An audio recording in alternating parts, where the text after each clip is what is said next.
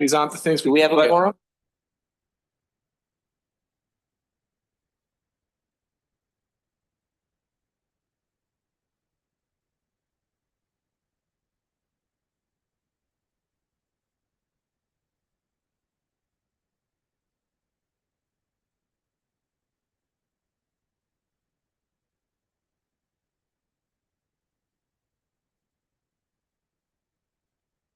We can I like start that the attitude. recording. We have a quorum. Got to take the victories when we can and celebrate them. That's right.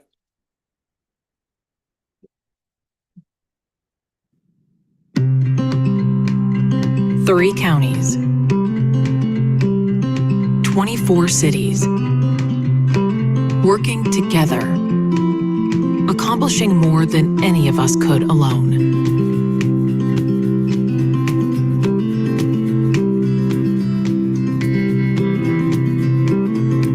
Whether your roots run generations deep, or you recently moved to Greater Portland, you are a part of Metro, the nation's only regional government elected by the people. Planning for the future, preserving what we love. Let's keep our region thriving for decades to come.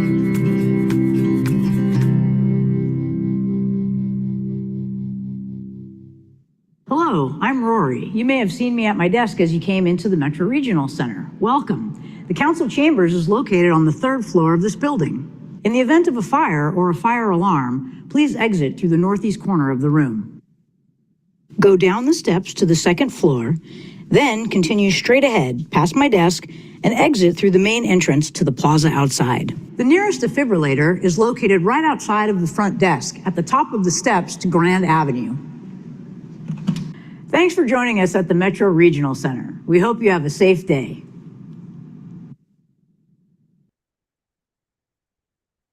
All right, I'm going to call our Metro Council work session today to order. I see that we do have a quorum. I will ask our clerk, Georgia Langer, to please call roll for attendance. Absolutely. Councilor Rosenthal? Here. Councilor Wong? Present. Councilor Simpson? Present. Councilor Lewis? Present. Councilor Nolan? Present. Council President Gonzalez? Present. Thank you. All right, Council, our first item is the Affordable Housing Bond 2025 Annual Report. We have Affordable Housing Bond Oversight Committee co-chairs with us alongside Metro staff who will present findings and recommendations from our Housing Bonds 6th Annual Report. I'm going to turn it over to Liam Frost, our Housing Director, to introduce the items and the presenters. Good morning, Council President Gonzalez and councilors. For the record, my name is Liam Frost. I use he, him, his pronouns. I am the Metro Housing Director, and I'm here to introduce the 6th Annual Housing Bond Report, the 2025 Affordable Housing Bond Report. In the first few years, it's easy to forget just the sense of urgency to get the money out of the door. But thanks to Emily Lieb's leadership and the bond team, Allison Wicks, Jimmy Oporta, Mercedes Evangelista, and Sandy Saunders, it seems like almost every week now, there's a grand opening or a ribbon cutting somewhere in the region. And the report that we're going to present today represents the cumulative work that goes into those events, the cumulative work of Metro staff, jurisdictional partners at Clackamas, Washington, Home Forward, Hillsborough, Beaverton, City of Portland, Gresham, the CDCs, and other developers. But perhaps most importantly, it represents the people and families for whom their housing is stable, safe, and affordable, and for those families well into the future, decades from now. The homes that we fund are community assets that connected to parks, that connected to schools and transit, and they're built to last. And we hope and expect them to remain anchors for community and families for generations to come.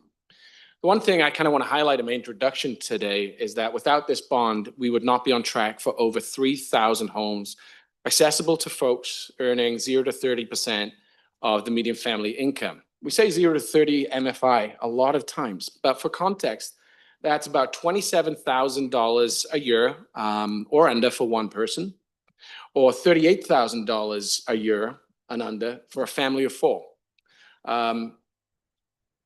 This bond is an incredible asset compared to the federal funding we've had over the last 40 years because of those thousands of homes that are accessible to the folks who are earning the lowest incomes in our region. In addition to Emily and Allison at today's work session, we're very lucky to have expert guidance from our Oversight Committee co-chairs, Jeff Petrillo and Andrea Sanchez. They'll introduce themselves later in the presentation. But right now, I think you've heard enough from me, and so I'm going to hand it over to Emily Lieb. Great. Thank you, Liam. So again, for the record, Emily Lieb, she, her pronouns. I'm our Housing Policy and Bond Director, and really happy to be back with you for the 6th time presenting on annual progress. Allison and I are going to share a high-level overview of the information that is described in much more detail in the full report, which is in your packet. And again, just want to call out credit to the bond team sitting behind us, Mercedes, Jimmy, and Sandy, who are really responsible for all gathering all of this robust information, ensuring oversight, working with our partners to keep these funds moving out the door. Allison and I will walk through some slides and highlights from our annual report, and then we will be turning it over to Jeff and Andrea to present some reflections on behalf of the Oversight Committee and considerations as we move forward with the final stage of implementation. Next slide, please. So just to start with some high-level numbers in terms of cumulative outcomes to date for the bond, anticipated outcomes, we anticipate that the Metro Affordable Housing Bond will provide housing for an estimated 10,000 to 18,000 people across the region once all funds are expended. And that's, at any point in time, many more people over the generations that these homes will be in place in the region. By December of 2025, more than 5,000 people had moved into their new homes in the first 28 projects to complete lease up, located across the region in Aloha, Beaverton, Cornelius, Forest Grove, Gladstone, Gresham, Happy Valley, Hillsborough, Lake Oswego, Oregon City, Portland, Tigard, and Tualatin. We can go to the next slide, please. So as you can see, the bond portfolio is distributed across the region, expanding access to housing options and communities all across the region. And this geographic distribution of homes provides residents with greater choices about where to live, connects people to jobs, schools, and other opportunities, and helps to prevent displacement in some cases in changing neighborhoods. Next slide, please. And I'll turn it over to Allison. Thank you. For the record, my name is Allison Wicks. I use she, her pronouns. I'm the Affordable Housing Bond Program Supervisor. And while the annual report and the rest of the presentation focus on progress through December 2025, this slide provides a summary of production progress to date, so through June 2026. As of June 2026, the bond program has reached 140% of its total unit production goal, with funding committed to 5,467 new affordable homes. This graph shows the total number of units in the pipeline and how many are complete in blue, under construction in beige, and in pre-construction gray. Our pipeline now exceeds all 3 production goals established by the program. The portfolio includes 1,910 deeply affordable homes defined as 30% area made income units and 2,769 family-sized homes that are 2 or more bedrooms. In addition, 831 units will be permanent supportive housing, targeting households exiting homelessness who need long-term support to be successful in housing. The majority of these projects are new construction and almost all are multifamily rentals. The portfolio also includes 6 affordable home ownership projects. Next slide, please. Good use of public funds is a core guiding principle of the Affordable Housing Bond for Metro and its partners. As of December 2025, the Affordable Housing Bond portfolio represented $2.9 billion in total investments, of which 20%, or $578 million, was Metro Affordable Housing Bond funding, shown in navy, and 80% was leveraged from other sources. Low-income housing tax credits represent the largest leveraged funding source in bond projects, shown in yellow, Of the 58 rental projects in the portfolio, 52 are utilizing low-income housing tax credits. After low-income housing tax credits, other leverage funding sources include permanent loans, state and local grants, and sponsor contributions. Next slide, please. The Metro Affordable Housing Bond investments have had a significant impact on our local economy. Bond-funded units represent 12% of the region's multifamily housing construction in 23-24. And bond-funded projects have supported an average of 2,283 direct jobs in the construction sector annually. These are living wage jobs paying an average of $93,000 a year in wages and benefits. Bond investments have also supported jobs in related industries such as insurance, finance, architecture, and engineering. Next slide, please. 24 projects reached completion by December 2025 with a combined $185 million in contracts paid to COBID certified firms, representing 28.7% of total construction costs for those projects. And with that, I'll pass it back to Emily. Great. And next slide, please. So as required by Metro and local partners, bond-funded projects must demonstrate commitments to affirmative marketing and low barrier screening that are intended to expand awareness of housing opportunities, reduce barriers to application, and support access for priority populations identified in the bond measure. Across the 64 bond-funded projects, 98% report partnerships with community-based organizations to support their marketing, and 90% include partnerships with culturally specific organizations. These partners include social service agencies, community centers, employment and training programs, education organizations, behavioral health providers, and more. In addition to affirmative marketing, projects use low barrier screening to promote equitable access for households with adverse credit, rental, and legal histories. Next slide, please. Metro collects voluntary demographic data from initial residents as one way to understand who's living in completed bond-funded housing and to evaluate whether the program's outreach and access strategies are effectively reaching the priority populations identified in the measure.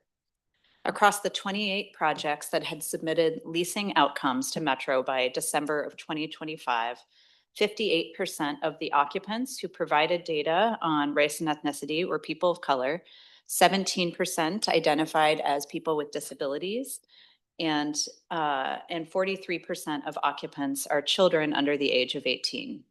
That's 1,788 children under the age of 18 already living in bond-funded homes that have, and this is only for the subset of the portfolio that has reached completion and has fully leased up. Next slide, please. Bond-funded affordable housing buildings offer a range of on-site services intended to support households with low incomes in remaining stably housed. Across the portfolio, 94% of projects include formal partnerships with culturally responsive or culturally specific organizations providing resident services or other programming. In addition, 47% of projects will provide ongoing case management for 831 households in permanent supportive housing units intended for folks exiting long-term homelessness. 63% of these projects are also leveraging funding from Metro's Supportive Housing Services Fund. For example, Clackamas County's Tukwila Springs is a 48-unit permanent supportive housing community in Gladstone with wraparound services provided by the Native American Rehabilitation Association, or NARA. Barry, who is pictured on this slide, moved into Tukwila Springs after addiction treatment. And with ongoing support from NARA and Tukwila's staff, he has maintained housing stability for 2 years. Next slide, please. And I'll turn it back to Allison. Thanks. In 2025, Metro celebrated a total of 6 groundbreaking ceremonies and 7 grand openings. Thank you to all the counselors who attended and spoke at those events.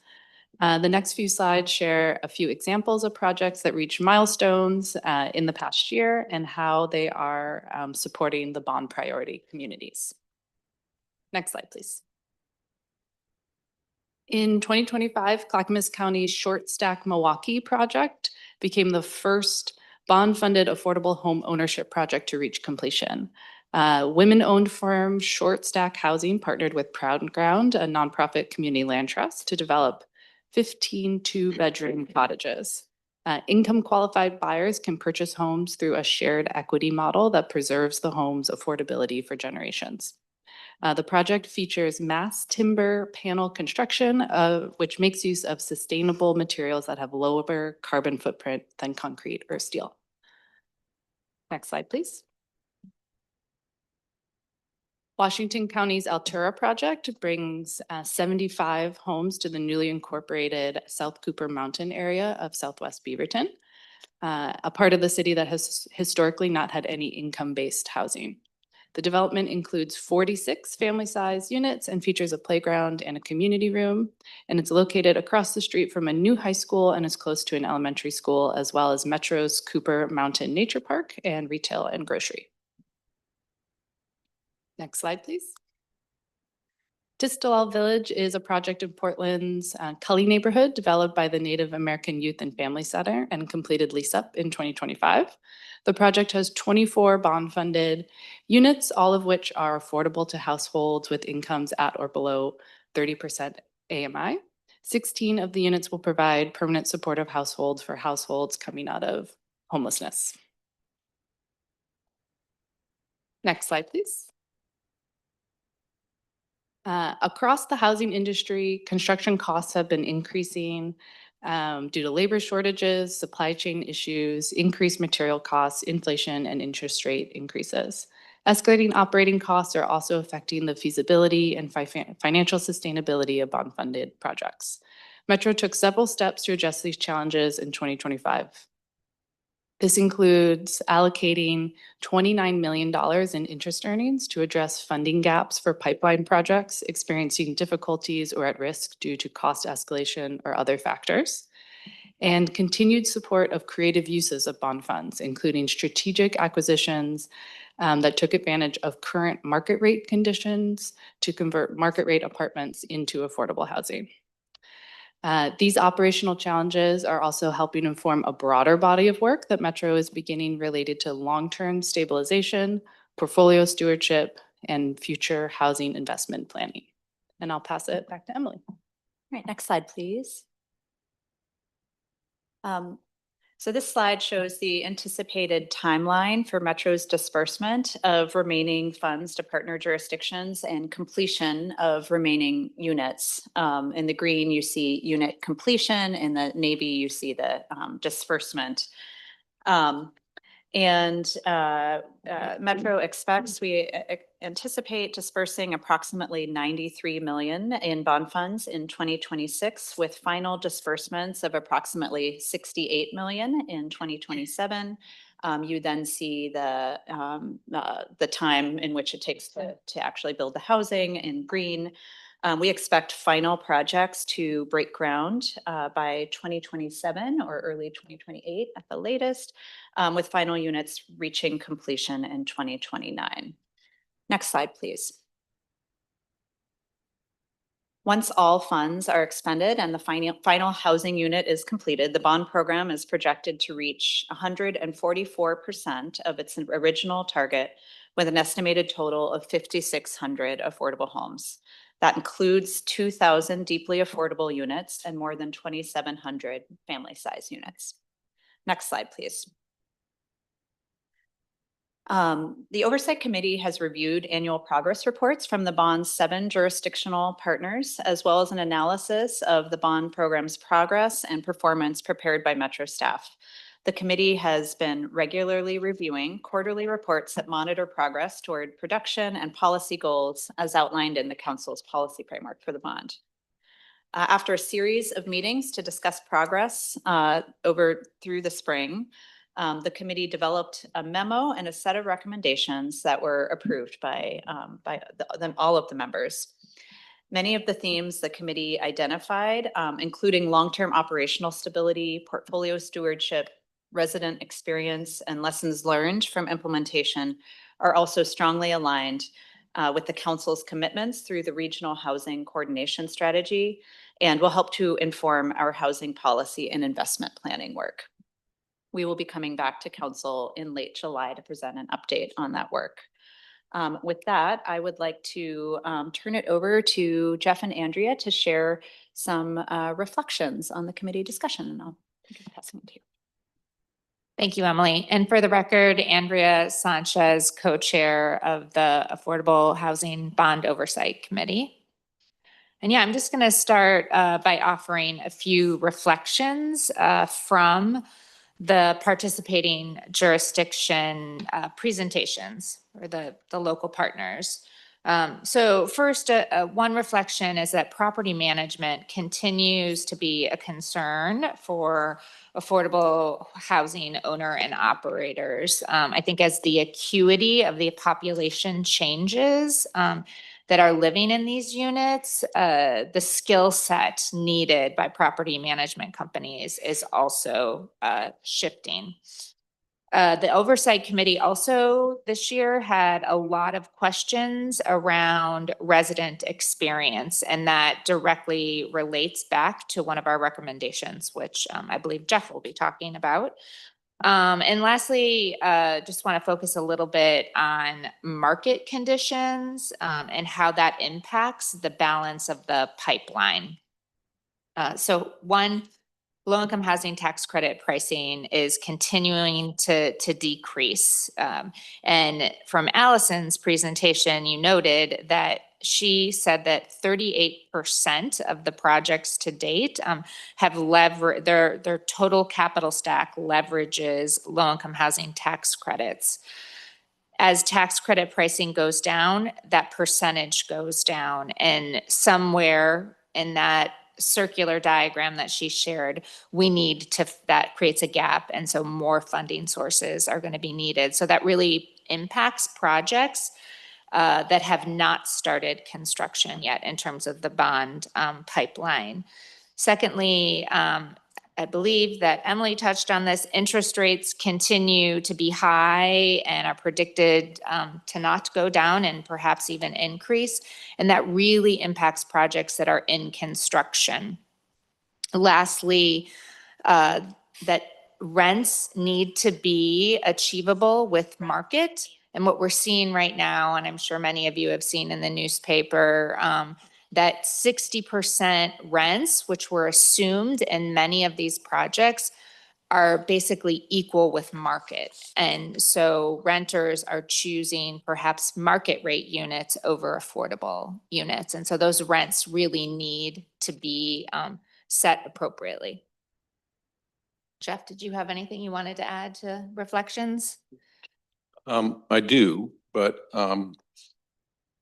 before I start, there's probably more than more to share than you have time.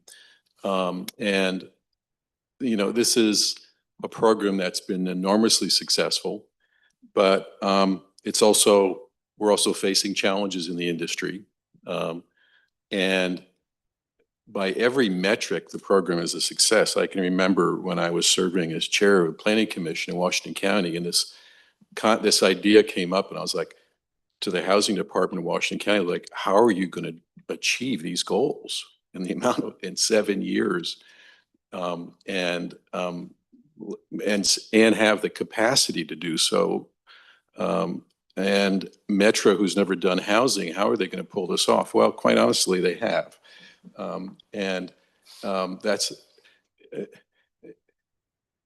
I keep thinking about what we're doing with this bond program and in the Oversight Committee, and I'm reminded so much of Dickens' novel of and you know, the Tale of Two Cities. It's, you know, this is the best of times and it's the worst of times.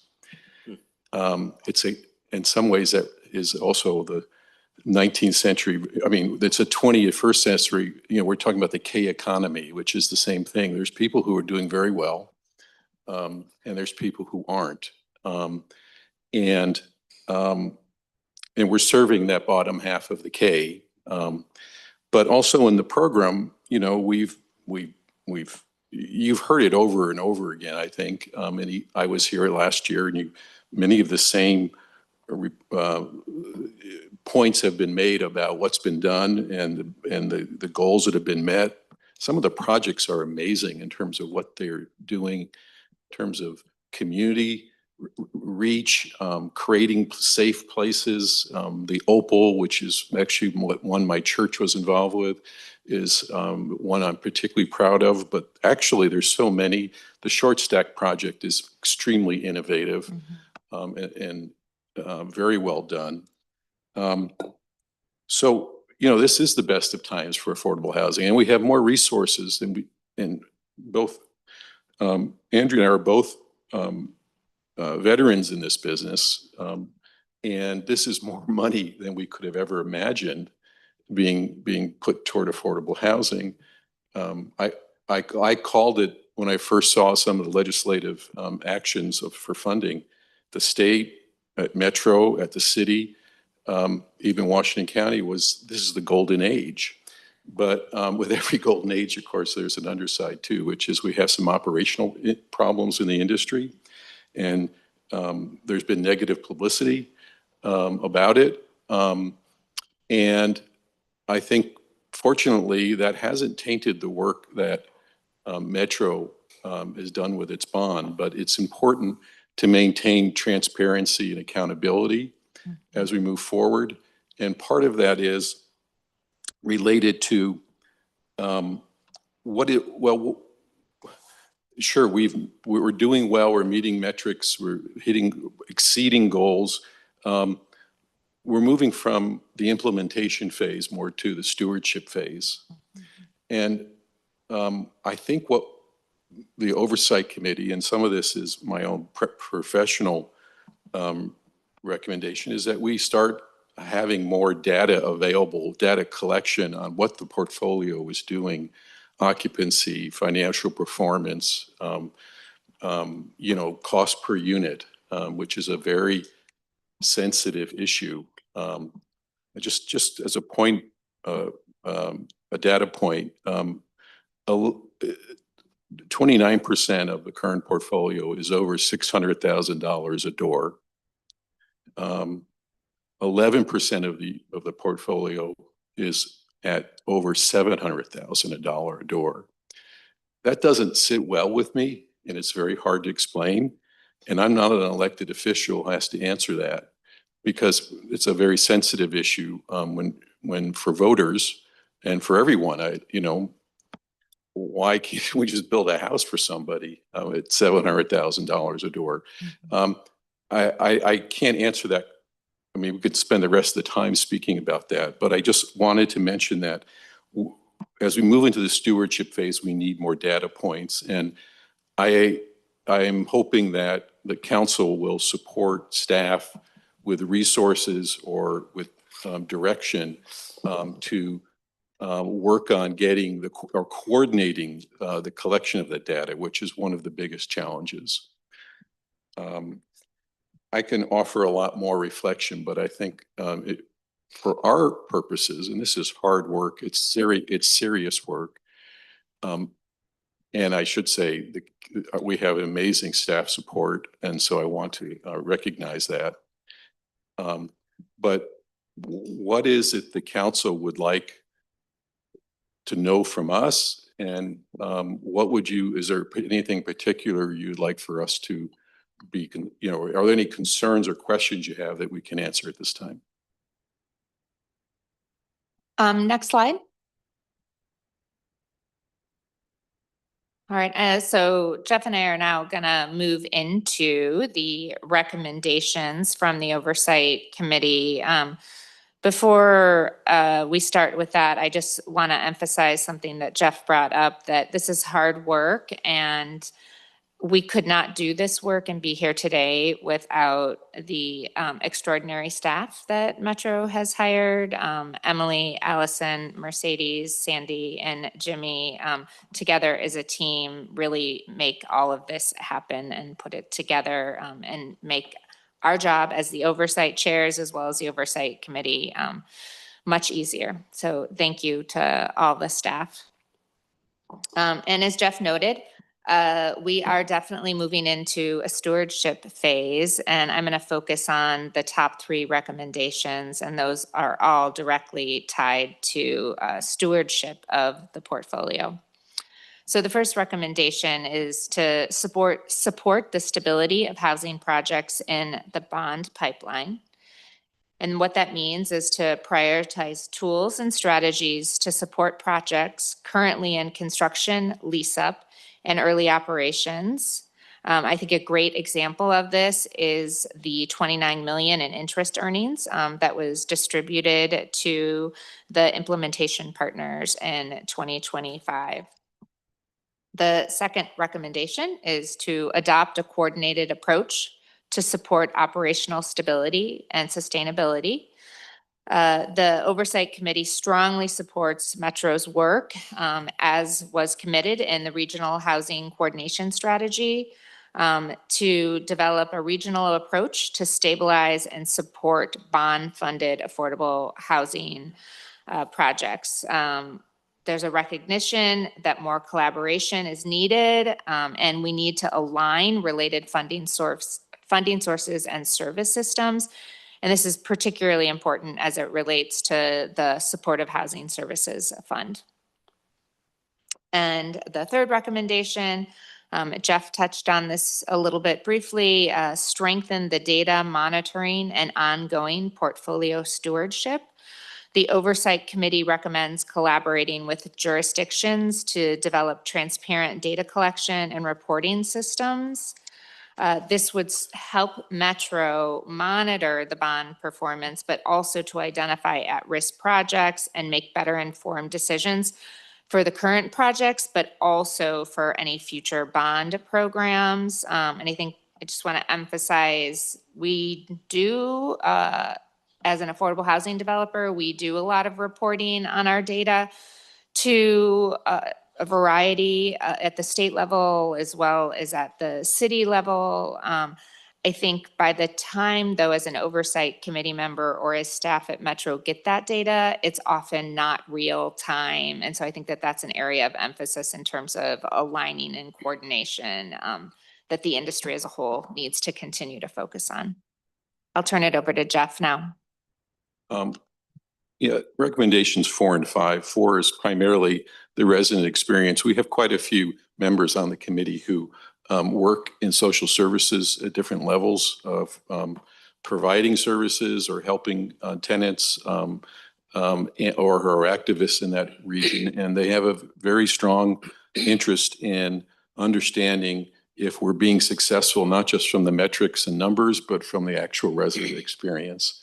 And well, how do you do that? I mean, staff has proposed and is moving forward on doing a resident survey and designing it, and the committee will be involved to some degree in vetting some of that to make sure it's culturally relevant and relevant to what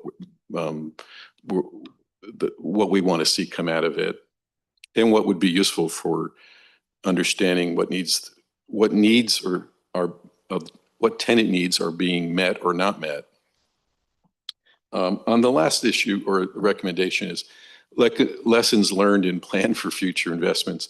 I mean, quite honestly, we could have just spent the whole meeting on that. As chair, I keep a list of, oh, there's a lesson learned, and I write it down. Well, now I'm on my 3rd page, and I don't really think I could. I think we've talked about waiting until perhaps the end of the program in a final report and presentation to review those. Happy to mention them if you want to hear them, but or some of them. And but I think that's best set to later in the program. And so again, I think it's an honor to work on this program. And it being a successful program that's well supported. But we do face challenges, and we're trying to be clear-eyed about how to move forward. We're open to questions or comments or your concerns that we can take back to the committee. So I'll leave it at that.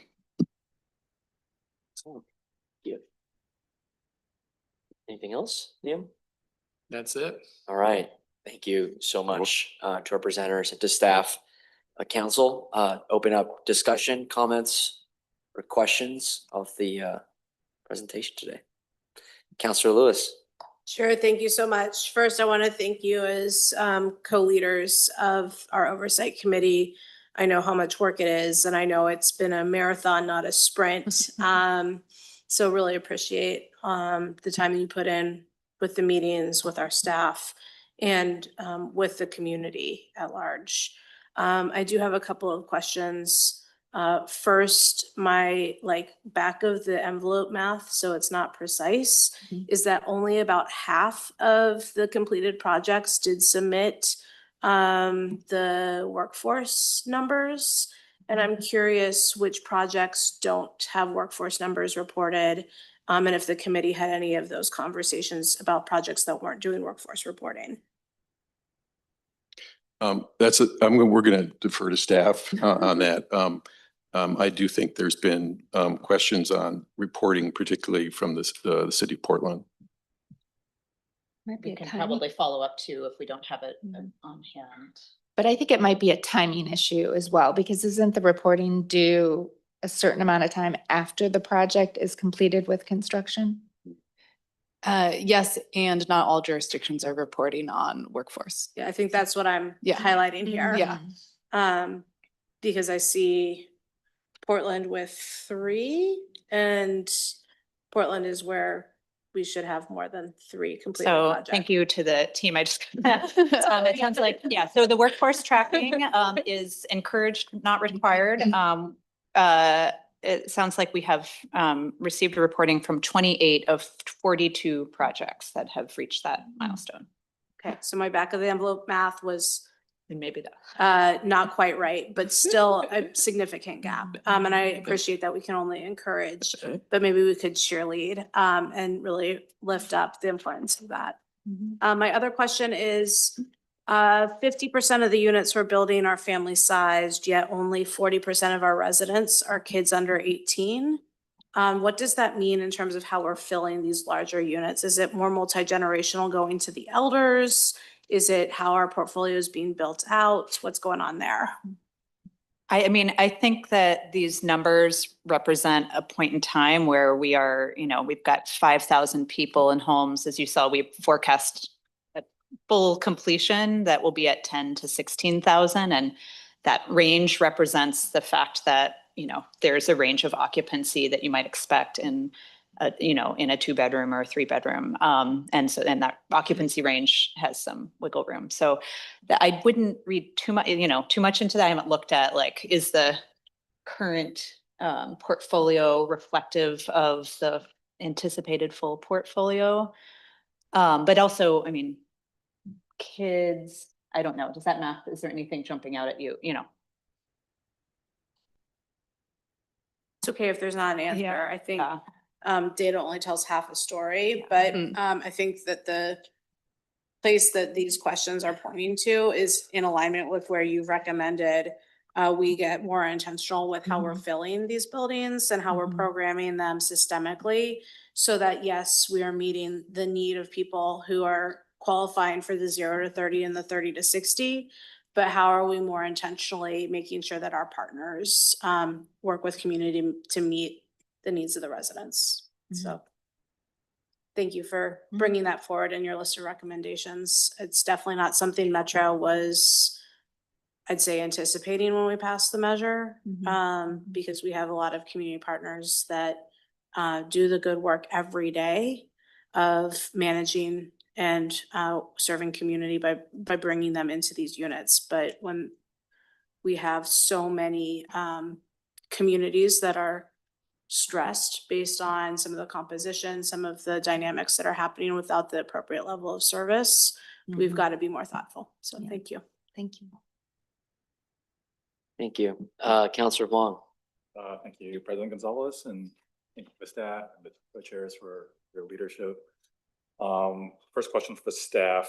I saw that there was between 10,600 and 18,000 people that were potentially now housed. Why is there such a large range? Yeah, so that's an anticipated range, and that reflects the typical occupancy standards of different unit sizes. So we're forecasting out based on the unit makeup that we have, the number of bedrooms that we have, the range of occupancy under occupancy standards, which allow for a range of family size, but there's some, you know, expectations that, for example, a studio wouldn't be housing 4 people or a 3-bedroom housing 1 person. But there is a range where, you know, there could be different household configurations. And so it's a pretty significant range. That's just an estimate based on the number of bedrooms in the portfolio. And I recognize it's not that meaningful. The current occupancy is about 5,000. And that's just based on the initial projects that had reached completion by December, which is the reporting timeframe. Is there any way to tighten that up? Because that is such a big range, and I think you could the public would like- expect that the likely outcome will be somewhere in the middle. And once we're completed, we'll have an actual number for you and you won't have to use that range. So Yeah. another, you know, talking point could be up to 16,000 at any point in time. Okay. But yeah. That'd be helpful. Thank you. And then Andrea had talked a lot about the challenges facing the affordable housing sector. Are there any ways or abilities with the remaining resources to course correct, or is everything kind of allocated and committed?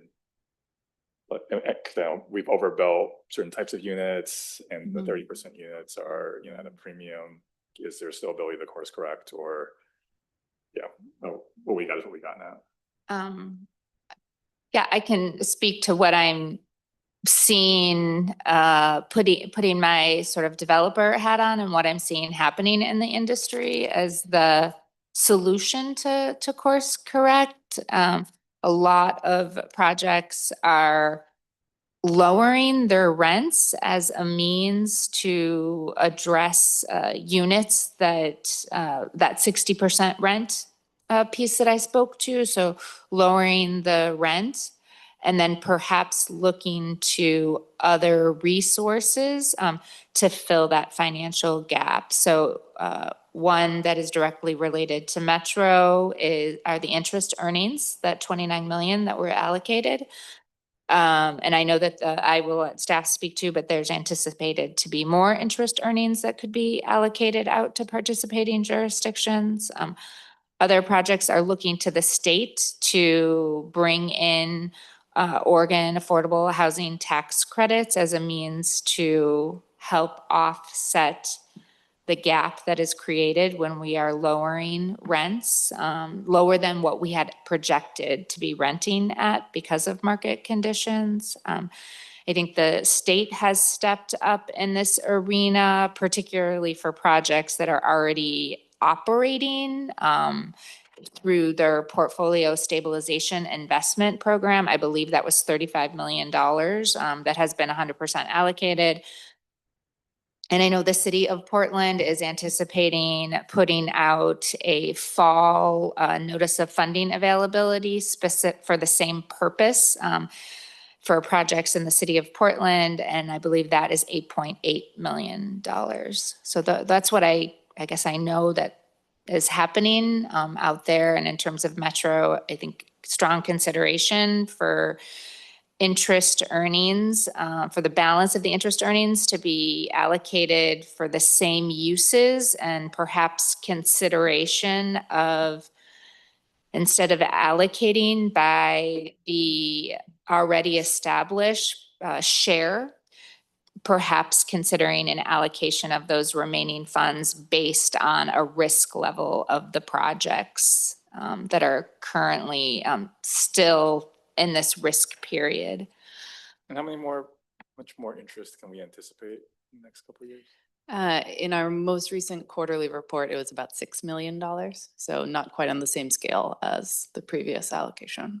Is there any way to reuse remaining bond proceeds for lowering rent, like rent buy downs, or? What we've seen with the current, kind of tranche of interest earnings allocations is projects that are under construction or leasing and have planned on those 60% AMI rents. They're actually leasing at 50% AMI or 45% AMI. So the gap that Andrea talked about, that creates a gap in their the amount of permanent debt that they can carry, and that's where we're seeing projects use those interest earnings to fill that gap. Well, just for not the interest, but just the proceeds that we do have. Yeah. Oh. Like, can we not build new units and use that to stabilize the system? Because we've already achieved our number goal of units built, right?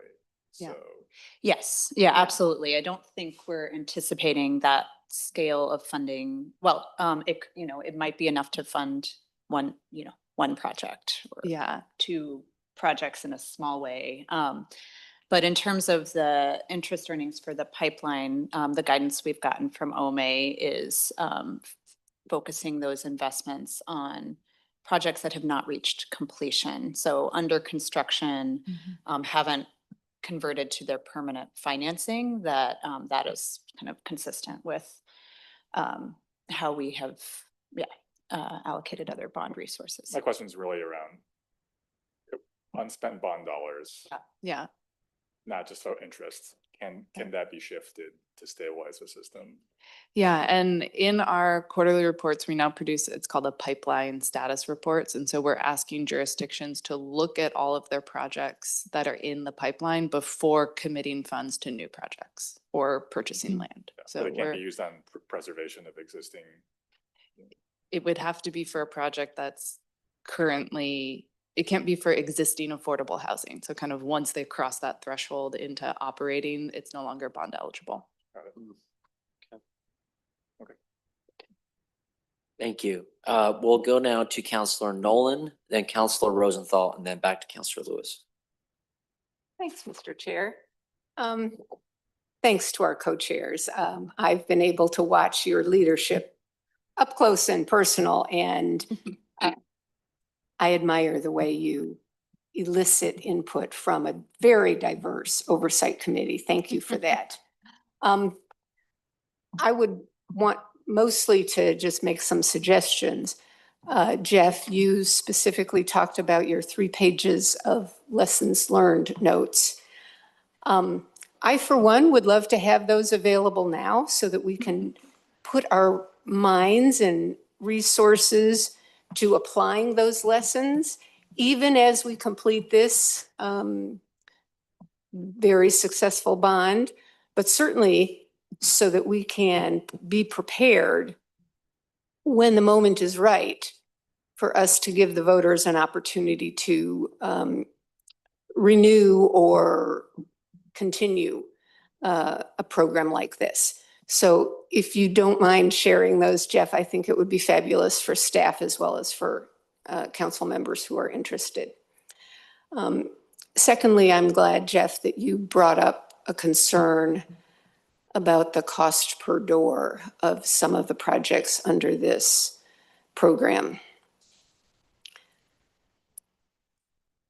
We have heard explanations for that, and it is very difficult to translate that to the public.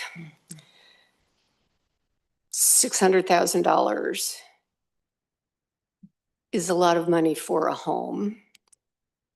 And if I can even generously peg the median household income at $100,000, that means half of the households in this region couldn't afford to live in the homes we're building without some kind of subsidy.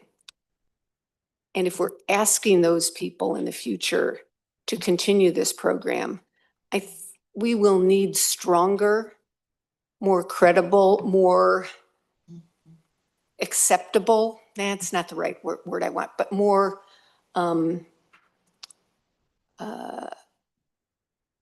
reasonable and easy to explain answers to those questions. And I'm not expecting them right now, but I'm looking at staff and frankly at my colleagues.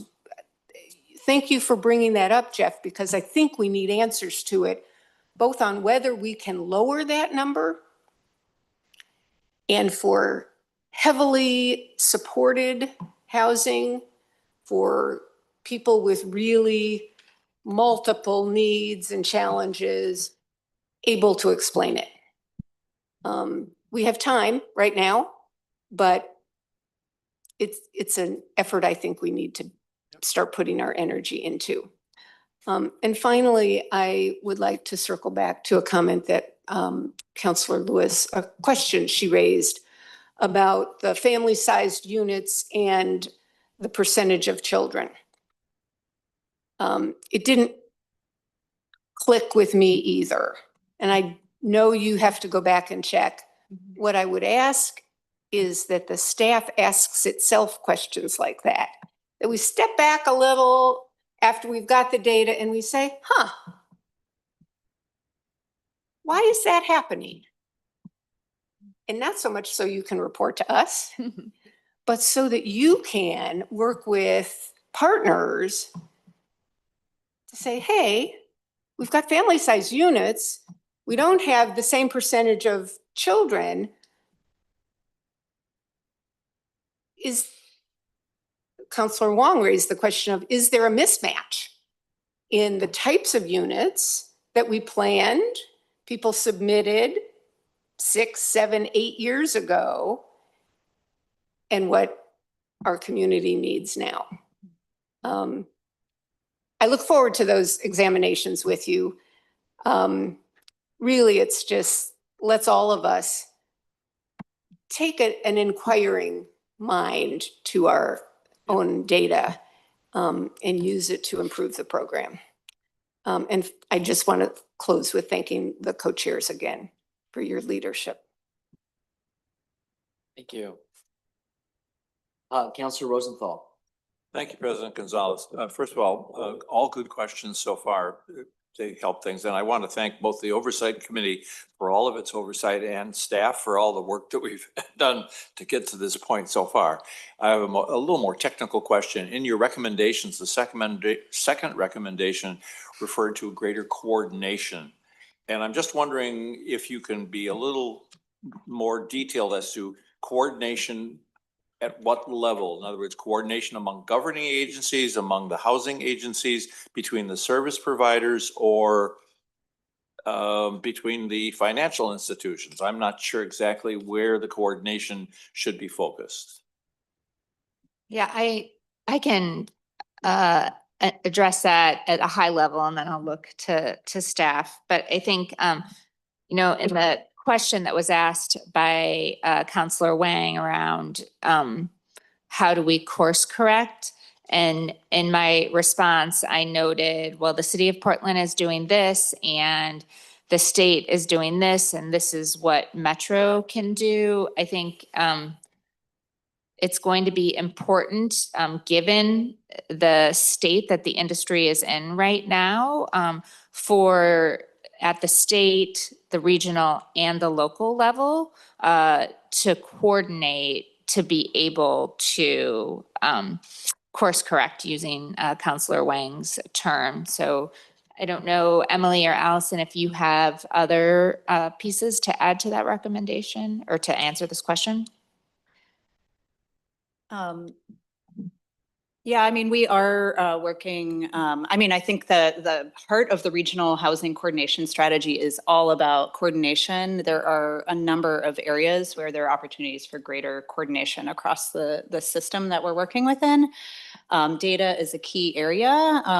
As you may recall, we have, in addition to some of the other upcoming actions that we're committed to in the RHCS, we are also working on an assessment of asset management and monitoring practices, and some recommendations in that space. We have an existing IGA with the state that was signed in 2020, I believe, anticipating that we would need to have some partnerships around at least having some high-level data and data sharing around the monitoring data collected by the state. The thinking at the time was to attempt, our goal of not duplicating and asking for multiple reporting. So we have been having conversations with the state, as the co-chairs shared, there's a lag in the data, and it's not as real time as I think anyone would want to see. So I think there are more opportunities for coordination in that space. Pipeline management is another area of coordination with the state. The state has created a new streamlined process for awarding tax credits, which, as you saw, are a significant leveraged source in this portfolio, and other state funds, such as LIFT bonds. Right now there is a backlog. Frankly, there's more demand for those resources. And so there are still some delays, and we are working with our partners at the state to make sure they have visibility into our portfolio, what's coming, and also providing feedback on that process and any opportunities for greater alignment with our work. Thank you. Councilor Lewis, back to you.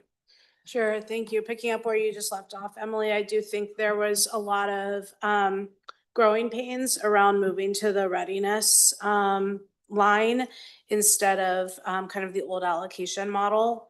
While I understand it's the right direction for the state, I think disproportionately our tax credit buildings in the region suffered the most. And I don't think we say that loud enough or clear enough for the state to really, hopefully in the future, make up for that. Another thing that comes to mind, though, when looking at how these pro formas get presented at OHCS and to financiers, obviously we are gap financing, but the base here is that we have tax credit, that these are good investments. And then the two things that make them weak investments are vacancies that have been quite well publicized, but also lack of rental payment. And I think that is something that your letter does not say explicitly, but is something every provider I've talked to says, and they are afraid to say it because they don't want to be the one provider that's talking about poor people who don't have any money needing to pay them. But I think maybe we as Metro, and you particularly as co-chairs, can help us have a strategy about talking about non-payment of rent challenging the whole portfolio. And we don't have to say it nice, like stability of the portfolio. We could say we are challenged because at 60% MFI, rent is still too high. And we don't have to talk about it as buying down. We can talk about the rent is just too high and people aren't paying it. And it threatens our ability to go forward with a future bond. I don't know if you have any response to that. Yeah, thank you, Councilor Lewis. So the dynamic that we're talking about is much of what we've seen publicly has focused on physical occupancy or physical vacancy, which is entirely different than what Councilor Lewis is speaking to, which is economic vacancy. So it is possible to have a building that is 100% occupied, but you might have an economic vacancy of greater, maybe you have economic vacancy of 15%. And what that means is that you are not collecting of your gross potential rental revenue collection, you're only collecting 85 of that 100%. And that is what we call non-payment of rent. So thank you for that suggestion. And yes, I think this is a real issue in the industry. It's not just physical vacancy, it's also this economic vacancy piece.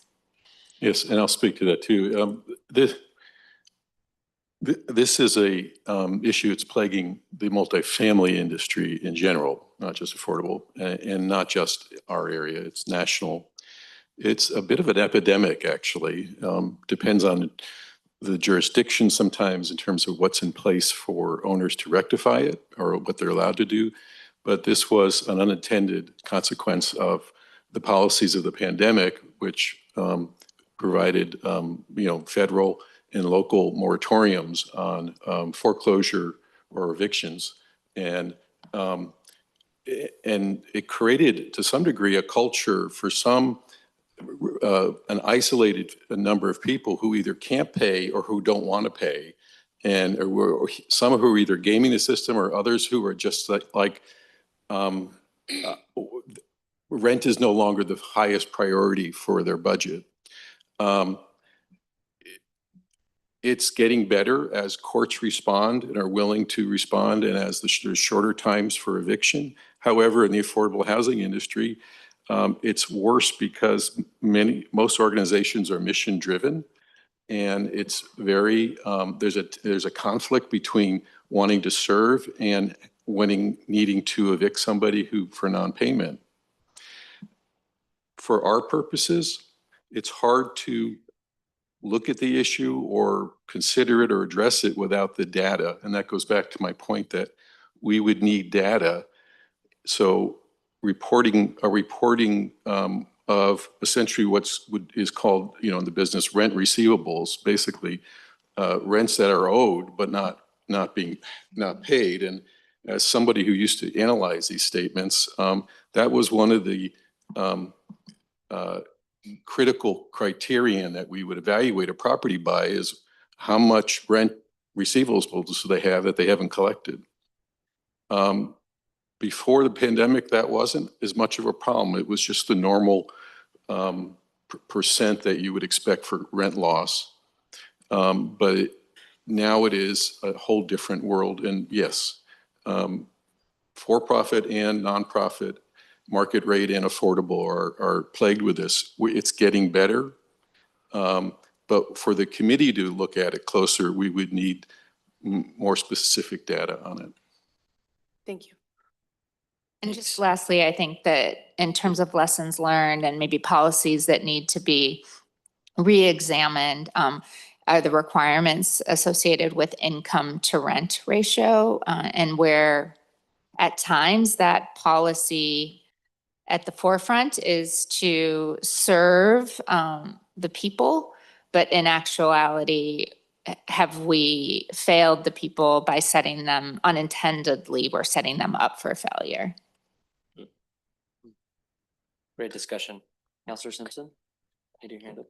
Yeah, Councilor Lewis pulled on that thread. Last night I was in a board meeting and this topic came up. And it's been a topic that has come up a lot. I won't name the organization, but it's a tough go. And I know that they've been eating rents for about 2 years and it's catching up to them. And there's no pressure valve relief coming from the county or anyone. And they're in a very, very tough position. Had to lay folks off last night. It was not a great night. So I'm sorry. This situation may not rectify itself completely back to pre-pandemic levels, which means that going forward, properties are going to have to be underwritten with the assumption that rent loss is higher than what it was previously assumed to be. Which, when we talk about rent reduction or making the projects financially more viable, it means less permanent debt. Because if you have rent loss and you have no permanent debt, well, let's hope they do, but when you have the hard debt to pay and your pro forma is not working and the bank's saying either pay us or you're in default, this is what's plaguing where properties have been lost in Seattle. Nonprofits have lost them. And, innovative housing and a few others are at the edge of a cliff with some of this. This is because many of these projects, in my mind, in terms of lessons learned, there's the permanent debt needs to be reduced and the underwriting needs to be adapted to reflect the new realities of rent loss being higher, vacancy being higher, and 60% rents not being achievable, at least at this point in the cycle. Thank you for the conversation. Thank you to our speakers, to our co-chairs for joining. Emily, yeah, I see your hand. Could I follow up just briefly? I think there may have been a misunderstanding on the data about the children, and I was wondering if I could just address that before we close. Could we pull up slide 9 so I just wasn't tracking, I think, the question at the time. But our data shows that 43% of occupants, of the initial occupants of the buildings, are children, compared to a regional rate of 20%. So I think in our mind that number is quite high, and that reflects the significant focus on family size units. Now, obviously, we know children do not live alone in units, so those children are living with people who are over the age of 18. But I just wasn't sure if I was tracking the question. Because, Well, yeah, if half the units that we have built are family sized, presumably 50% is the starting line for number of children. well, family sized would include children and adults living in them. 43% is purely the number of children, not families with children. So yeah. And I mean, we can check the exact of those occupied units, what the percentage of family size units is, but those units are going to have a mix of children and adults in them. So I just wanted to clarify that the number it should not be compared to the number of units, because those would include That's right. a mix of Yeah. ages. Yeah.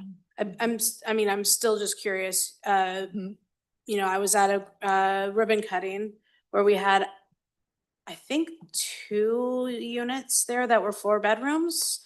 And the kind of anecdotal conversation was, we built them with the idea that there was demand and there are no families applying for these 4 bedrooms. So I guess I am just curious if that unit got filled by a family, 2 families living together. Yeah. I mean, right, I'm trying to take an anecdote, I'm trying to take data and. That's really helpful, because I've heard anecdotally that those are the units going the fastest, that the family size units are leasing really quickly. So it could have been an exception, but we can absolutely dig into the data, or if you want to share the specific project.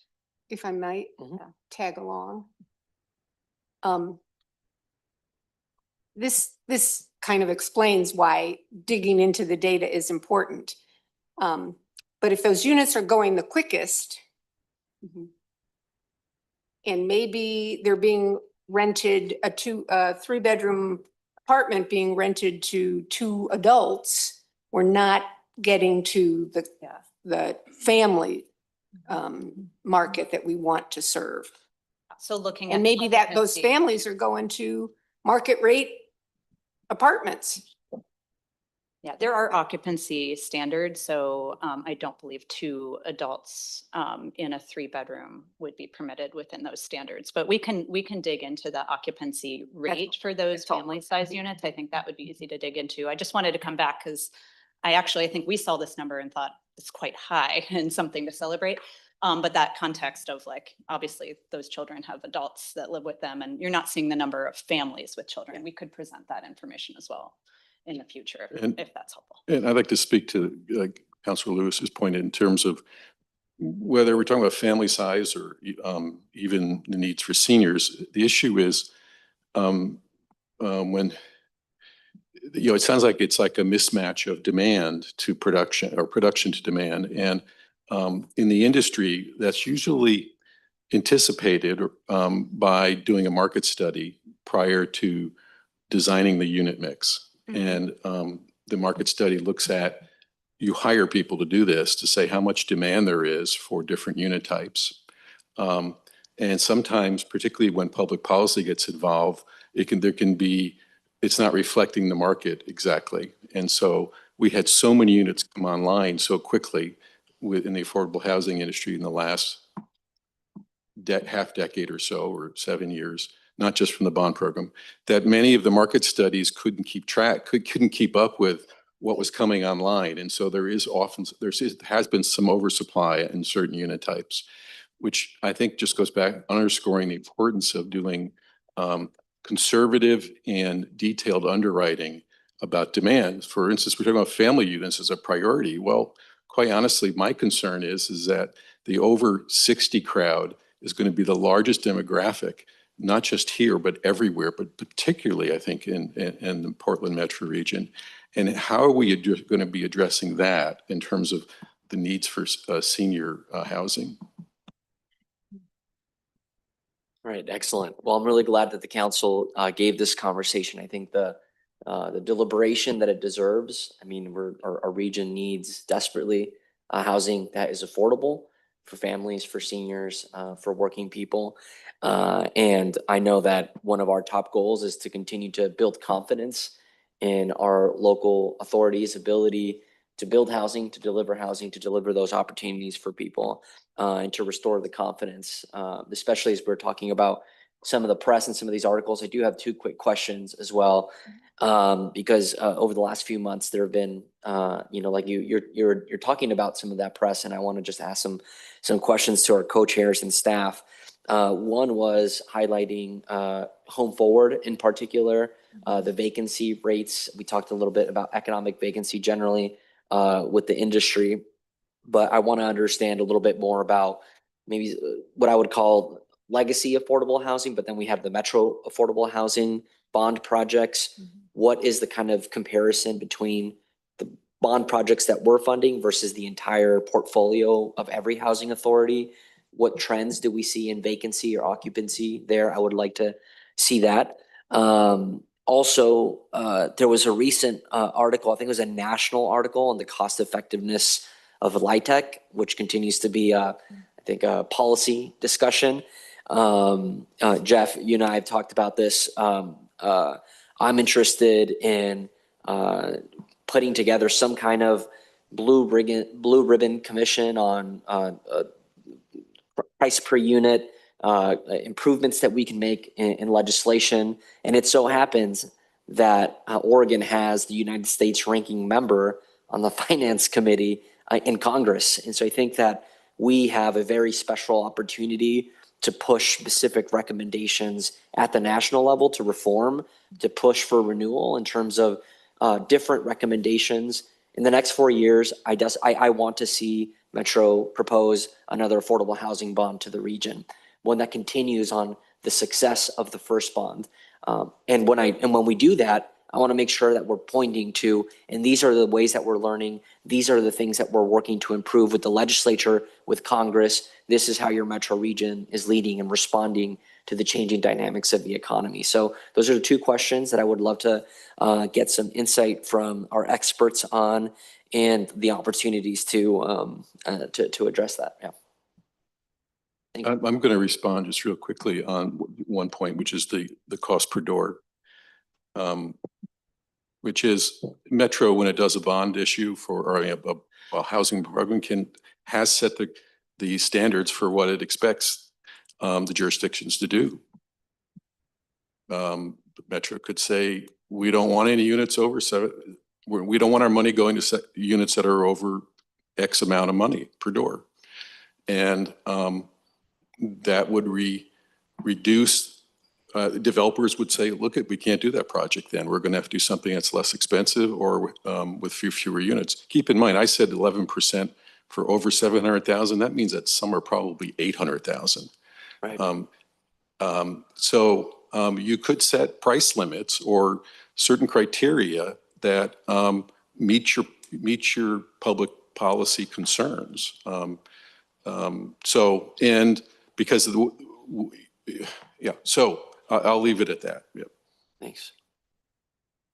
Anything else? Yeah, and I think on the cost per door, it's a real issue and it's very nuanced. And with my developer hat on, I feel like we are reached a juncture where maybe we need to step back and look at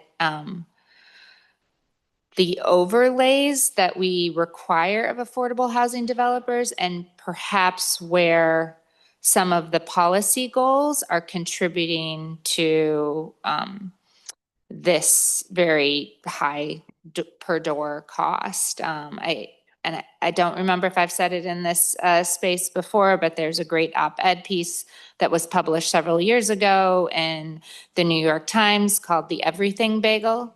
Oh, I know about that. And I think that gets at what I'm talking about, where we are sprinkling every flavor on top of affordable housing, all for good reason and good intention. But the impact is that we've gotten to these $700,000 costs per door. Yeah, that is exactly the question that I want us to tackle with the work that I think is possible for the next chapter in the face of that. And lastly, I mean, I was on a panel with Design Portland a few weeks ago, and there was a developer that was on the panel was talking about how when these projects are being put together, sometimes you get the architects and you get the engineers, and sometimes the methodology that people apply is how can I design something that maximizes the rent that I can, so that maximizes the revenue that I can bring.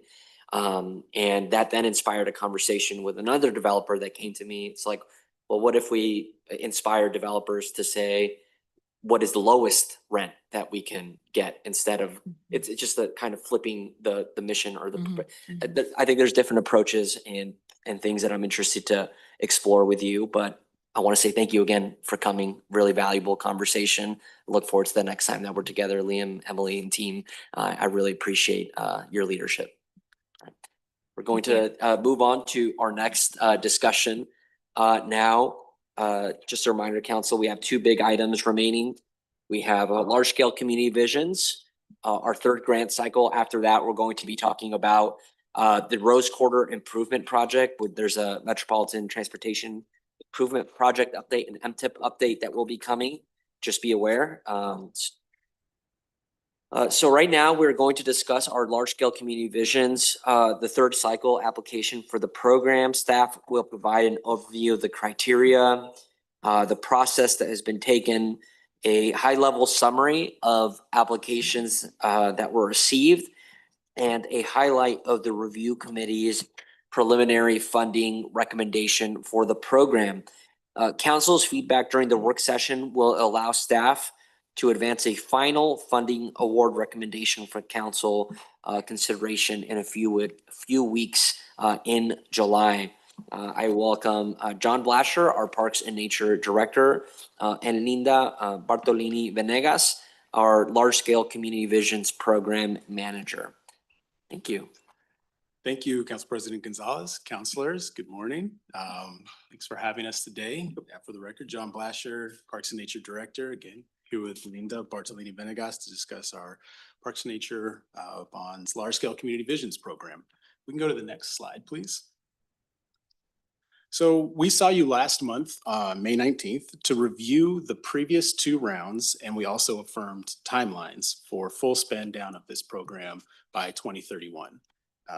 Today, we're going to provide an overview of the program applications received during the solicitation that opened in December of 2025. We'll also highlight the review committee's preliminary funding recommendations for the program, and then council will be in a decision-making role at the July 21st work session business meeting, where staff will be bringing back a final funding recommendation. So today we want to provide some information that can help you support your decision-making space. Next slide, please. So as you know, the Large Scale Community Visions Program is new to Metro as part of the 2019 Parks and Nature Bond. It's created by Metro Council to fund transformative projects of the regional significance that bring together nature, affordable housing, safe transportation, and/or workforce development. These complex and innovative projects enhance nature in urban areas while supporting affordable housing, reliable transportation, and job creation. Projects must result in a publicly owned asset that provides a lasting benefit to the community. And the impetus for this program was to really be innovative in what we could fund and how we could use the power of investing in natural areas and green spaces to knit together other community amenities. Since the program funds large multi-benefit projects, the awards range from $1 to $10 million and require a public owner to capitalize the final asset. The pilot round was launched in 2023 with the second round in 2024, and this is our third and final round cycle of the program. Go to the next slide, please. So through the bond measure, the council approves program handbook and prior council direction. You all have affirmed the program's vision and continued commitments to the Large Scale Community Visions Program as a catalytic investment in nature for projects that deliver multiple regional benefits. Investments are intended to be distributed across the region while ensuring the projects align with the bonds and programs criteria. During that May 19th work session, you all emphasized the importance of recommending projects in this third round that would be positioned to deliver on the program's goal within bond timelines. Go to the next slide, please. So again, this, speaking a little bit about program evaluation, this program is designed to support ambitious projects that advance multiple regional outcomes and are positioned to move towards implementation within these bond timelines. Applications were evaluated using the council-approved program and bond criteria outlined in the handbook. These are bond funds, and every funded project must result again in that publicly owned capital asset and demonstrate a realistic path to expending funds by 2031. The evaluation also confirms that the applications meet the bond's core legal requirements, again, of the ownership and capital asset. Applications were reviewed by an interdisciplinary team of Metro staff representing Parks and Nature, Planning Development Research, Council Office, and the Government Affairs and Policy Development Department. Reviewers assessed the degree to which applications demonstrated alignment with program criteria using 3 summary categories. The categories summarized how well an application aligned with program criteria, but are not judgment about the overall project itself. So as you can see, we looked at overall public ownership, project readiness to be able to deliver on the timeline, impact, alignment with all of the values and vision, where the partnerships were, match and budget, the connection with housing, transportation, workforce, community-driven engagement was overall impact and equity, and habitat investments in climate resilience. So we had a low, medium, high kind of way that we looked at this. Applications for ones that were high, they clearly demonstrated alignment with the bond and program criteria and show a high level of readiness to advance implementation within these timelines. Those that were medium, the application demonstrated alignment with the bond and program criteria, but included some elements that would benefit from further development. And those that were kind of on the lower end demonstrated more limited alignment with the bond and program criteria readiness for some of the anticipated region outcomes. Go to the next slide, please. Mr. Chair, before you go to the next slide, I had a question, John and Linda. We've described this program as emphasizing innovation and regional significance, but I don't see those explicitly on this list of criteria. So where would they fall?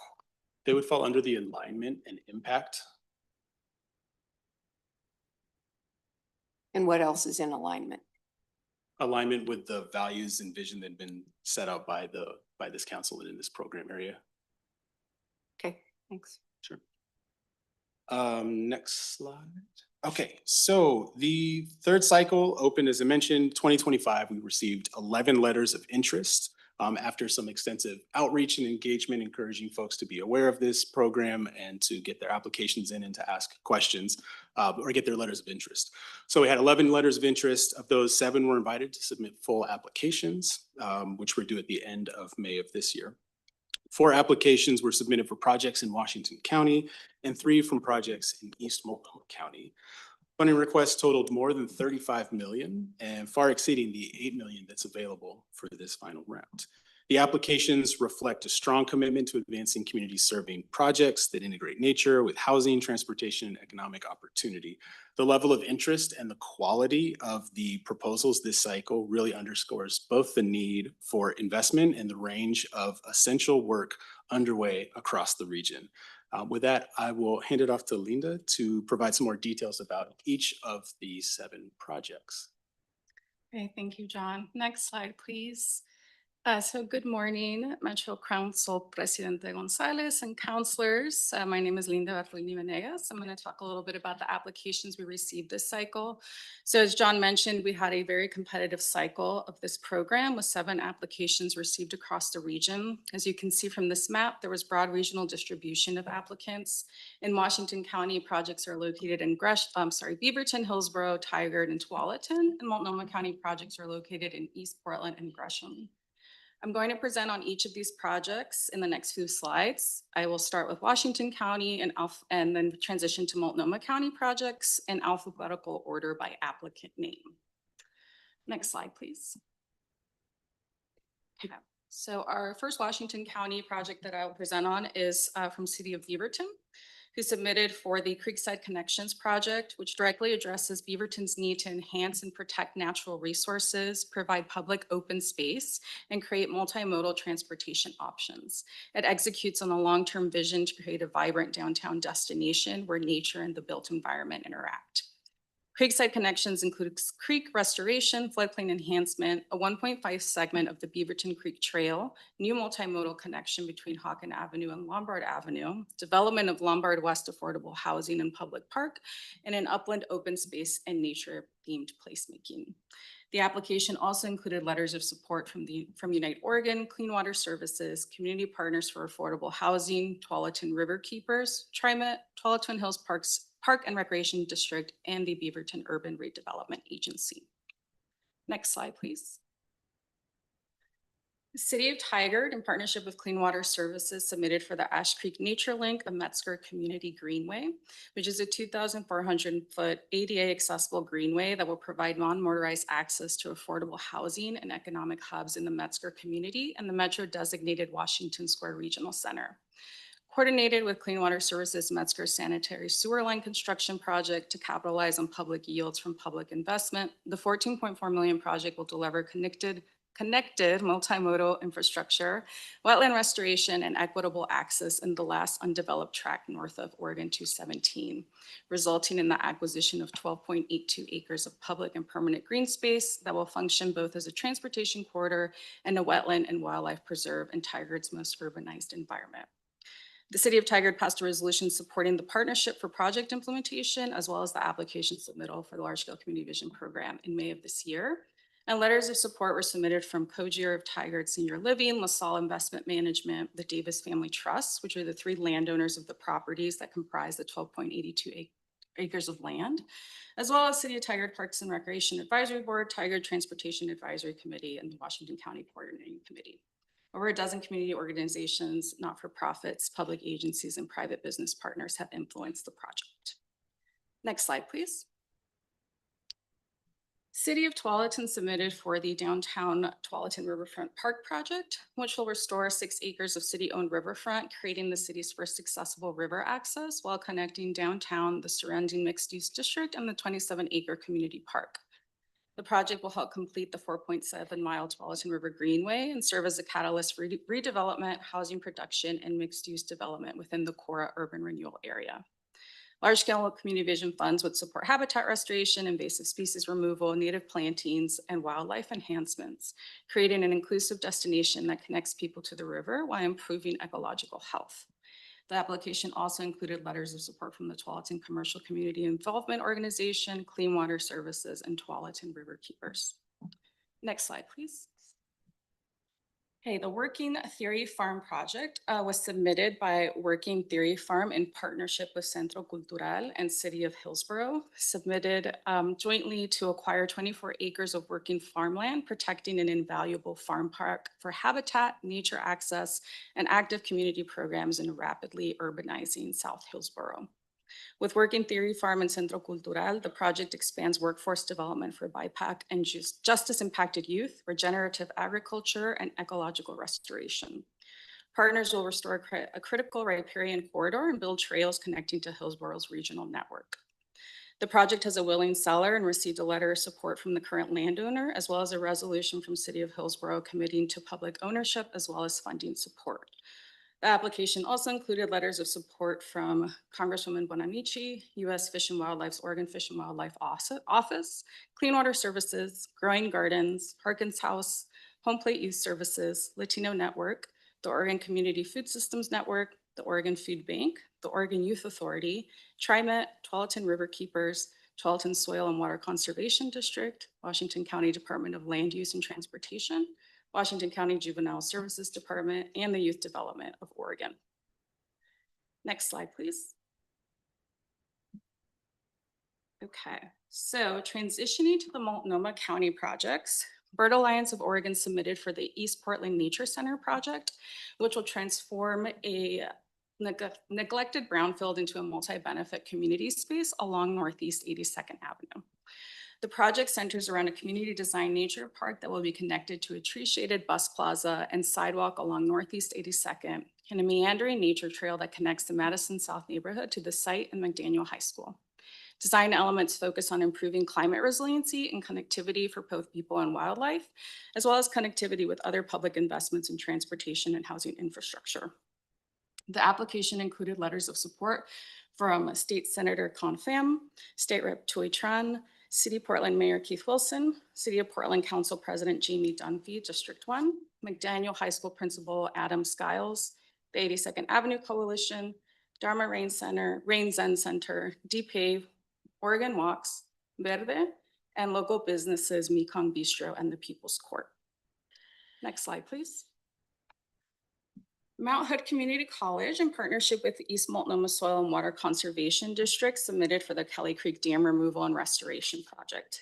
Located in the center of the Mount Hood Community College campus, it is a connectivity project at every scale, restoring habitat and creating healthier waters, linking fragmented habitat in the Metro Greenway, and connecting people to nature through an accessible trail tied to transit and campus routes.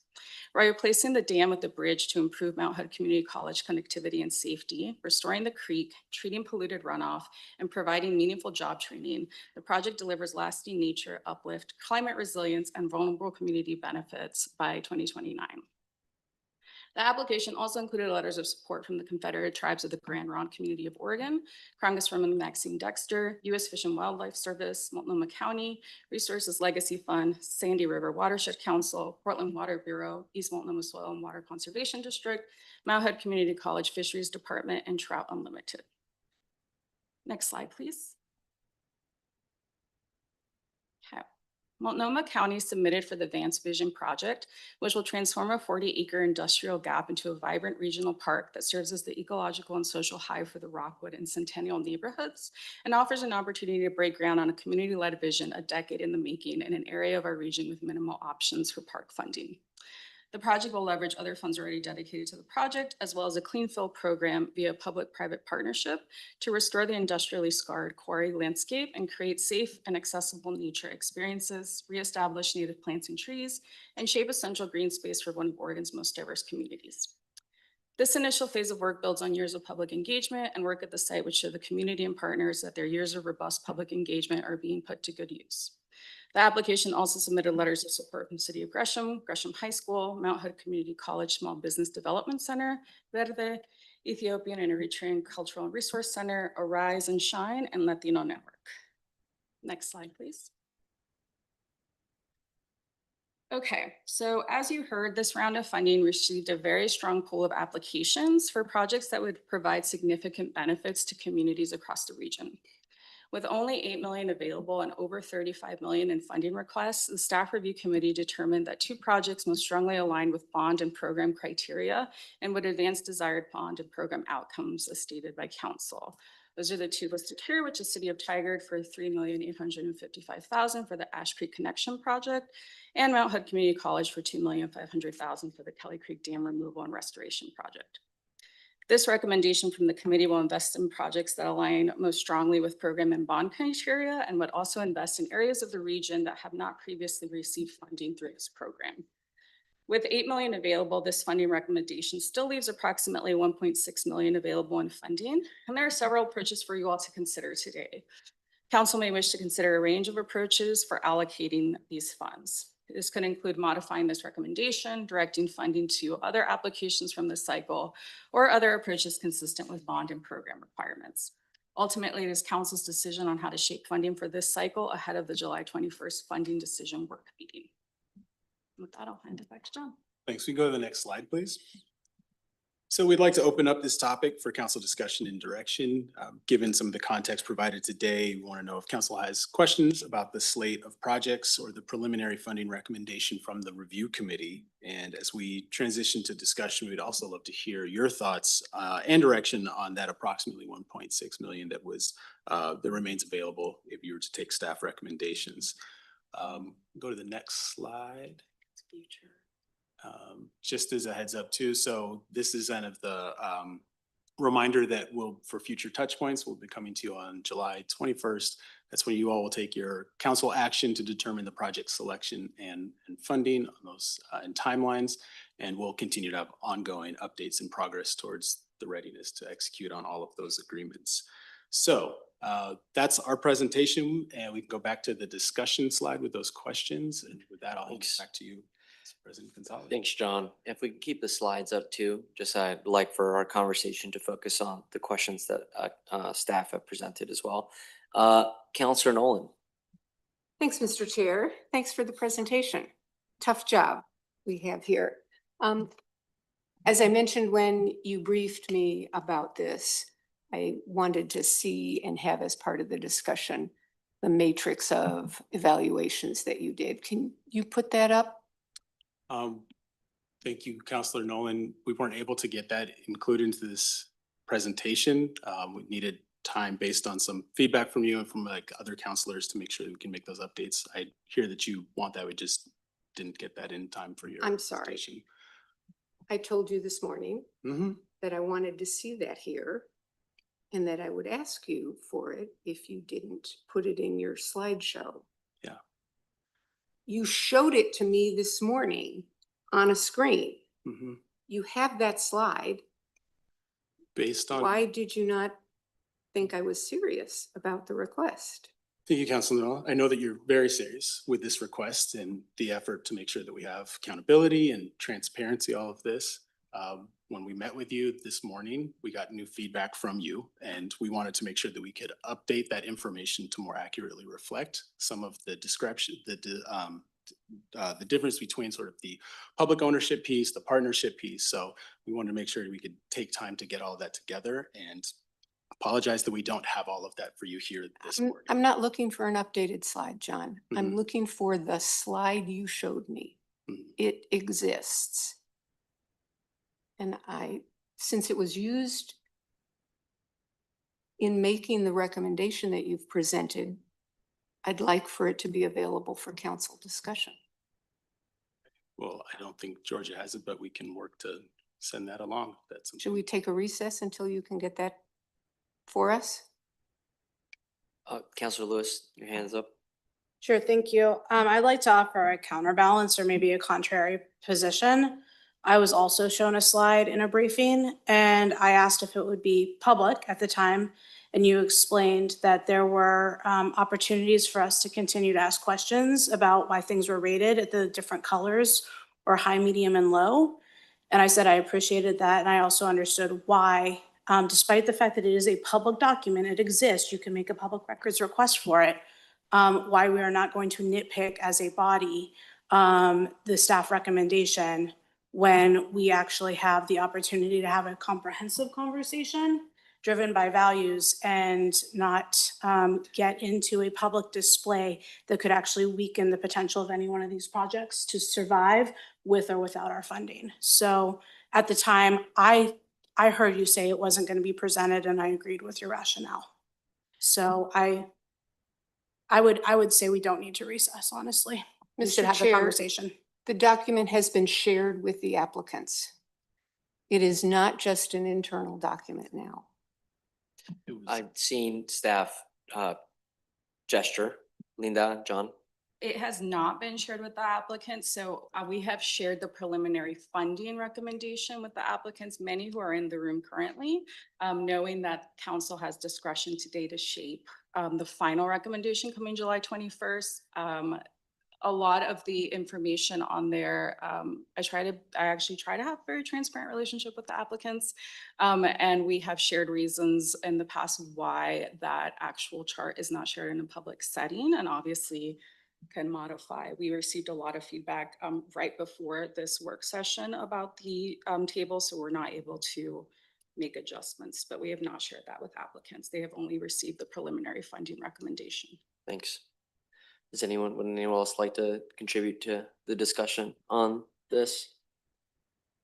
You know, I think I'm aligning with Councilor Lewis on this. I think in our conversations, it was clear to me why it was a informational kind of descriptive comparison in terms of visualization, but that the recommendation and the conversation, I think the materials in the packet are sufficient. To be clear then, what I'm hearing from you, Mr. President, and you, Counselor, is that we want to shield from the public a document that has contributed to staff's recommendation to us. I can't square that with our commitment to transparency with our voters and our taxpayers. And I strongly object to a decision after an explicit request for the information in advance was made for us to refuse to provide it. I think it directly contradicts our spoken and written commitment to transparency. I strongly object if you're going to quash this document. Thanks. I don't believe we're quashing the document. The document is a public record, absolutely. I think we're making a bigger deal about this document than it is, but personally, I feel comfortable with the materials that we have from the staff to move forward in this conversation and discussion. If you would like to have it printed out so we can all have it, that's something that we can explore as well. But we have about an hour left in our meeting. We have to complete this conversation, and then we have a Rose Quarter MTIP conversation as well.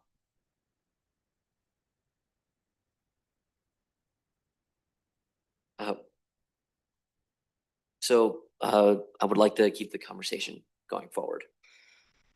Mr. Chair, you're telling me that as a counselor, information I request is not to be provided to the council in a decision I need to participate in?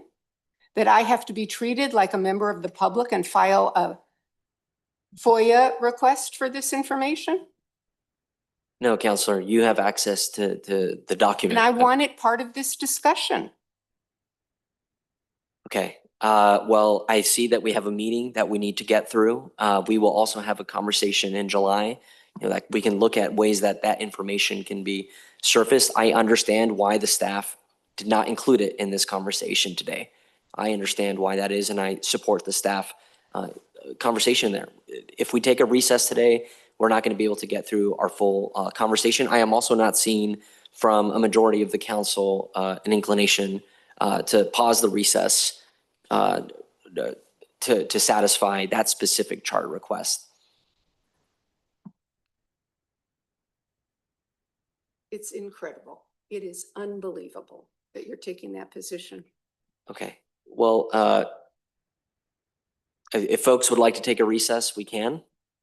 But again, I'm not seeing. I suggested a recess so that they could deliver the document, not to discuss anything, but John said it's hard for us to find it, even though it was on my computer an hour and a half ago. An hour and a half is not enough time to deal with the information that you presented to them, bring it forward here. I'm speaking out of turn, Mr. Chair, because this is not about a document. This seems to be about who controls what gets presented to us. And it feels very demeaning to staff who've done excellent work and are trying to maintain trust of many partners who have given us a lot of information beyond what they would normally publish or share publicly for the record.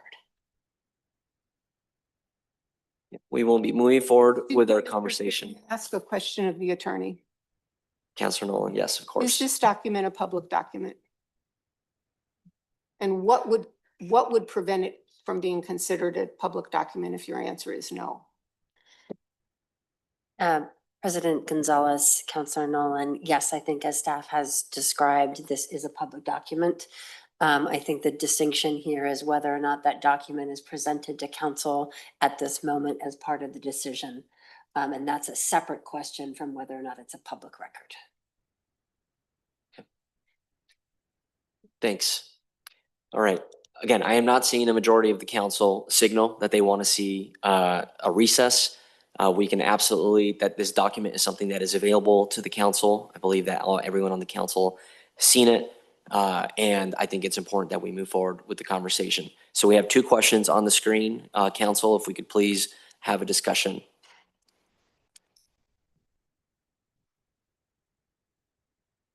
Councilor Huang, thank you. Thank you, President Gonzalez. I'm not sure what the source of the controversy is, but one thing might be the level of faith we have in some local jurisdictions about the public ownership aspect. And just at a high level, I'm wondering if staff can talk about how differently they're weighing the need to demonstrate clear public ownership per the bond requirements this time around. And also I guess there's just like a subjective nature in terms of we believe this jurisdiction versus another jurisdiction. And I'm wondering how you, as an oversight, or not oversight, but selection committee are weighing that. Because I think that's a huge factor of this council and making sure that, you know, we're delivering on promises made to voters, and it requires a leap of faith sometimes, and leaps of faith are determined differently. So how did you all think of that? Thank you, Councilor Wong. Yeah, from the first two rounds, we learned that just asking folks to try to make sure they could get that public ownership commitment as opposed to really making sure that they were demonstrating that was one of the big changes that we had this time around. So one of the things you see with this round is a lot more of the jurisdictions themselves applying that already have some of that public ownership component within that. So many of these, again, already have that public ownership component.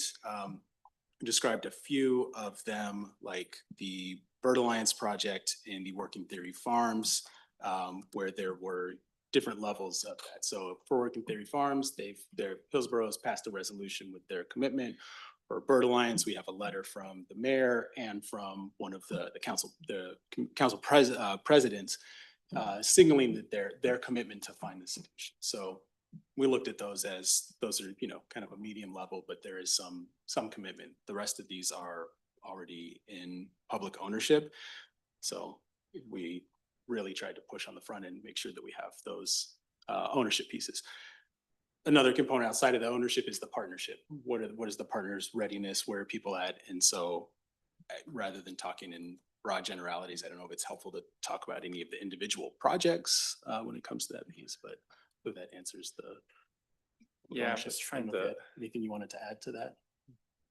I think the only thing I would add is, given lessons learned in prior rounds, we did modify the application for this round so that a resolution was required from a local jurisdiction. However, as you noted, you know, different jurisdictions have different capacity and availability. And so we were open to other formats beyond the resolution if that was not necessarily possible by application deadline. So the resolution, I guess, was that a formal requirement? Technically, yes, if it was a private organization, but then again, we also recognize the challenges with some jurisdictions of getting on their docket and getting through the process. And so just trying to balance which jurisdictions are being worked with across the region. Always try to be flexible and work with the applicants. So that speaks a little bit to some of the nuance with that. And then like a chief officer of a jurisdiction, like that kind of letter does not rise to the level of a resolution. Well, the resolution gets passed by the governing board of the jurisdiction and is a formal resolution and legislation affirming ownership. And so we received the resolution from Hillsborough and then received a different type of documentation for the Bird Alliance of Oregon that John mentioned was the other, right? It's the other nonprofit that submitted. There's different jurisdictions, different reasons for that. So, yeah. And I was going to say too, these are all amazing projects. You had $35 million, you'd say, great, fund them all. Confident that we'd be able to like work through time to get to some of those agreements like we did in those first rounds. So these are all really great projects. Yeah. So I think you can feel confident in that while we took these recommendations based on what we heard and trying to get to this like 2031 and projects that seem much more ready to go on some of these things. So just and then by the context. Also in the selection, I understand there's like this public ownership component, but like, are we also appropriately weighing community visions from nonprofit partners? I think that was. I'm sorry. Proposals from nonprofit partners. Okay. I think in earlier rounds, you know, we had awarded many nonprofit partners, but it seems like we're moving towards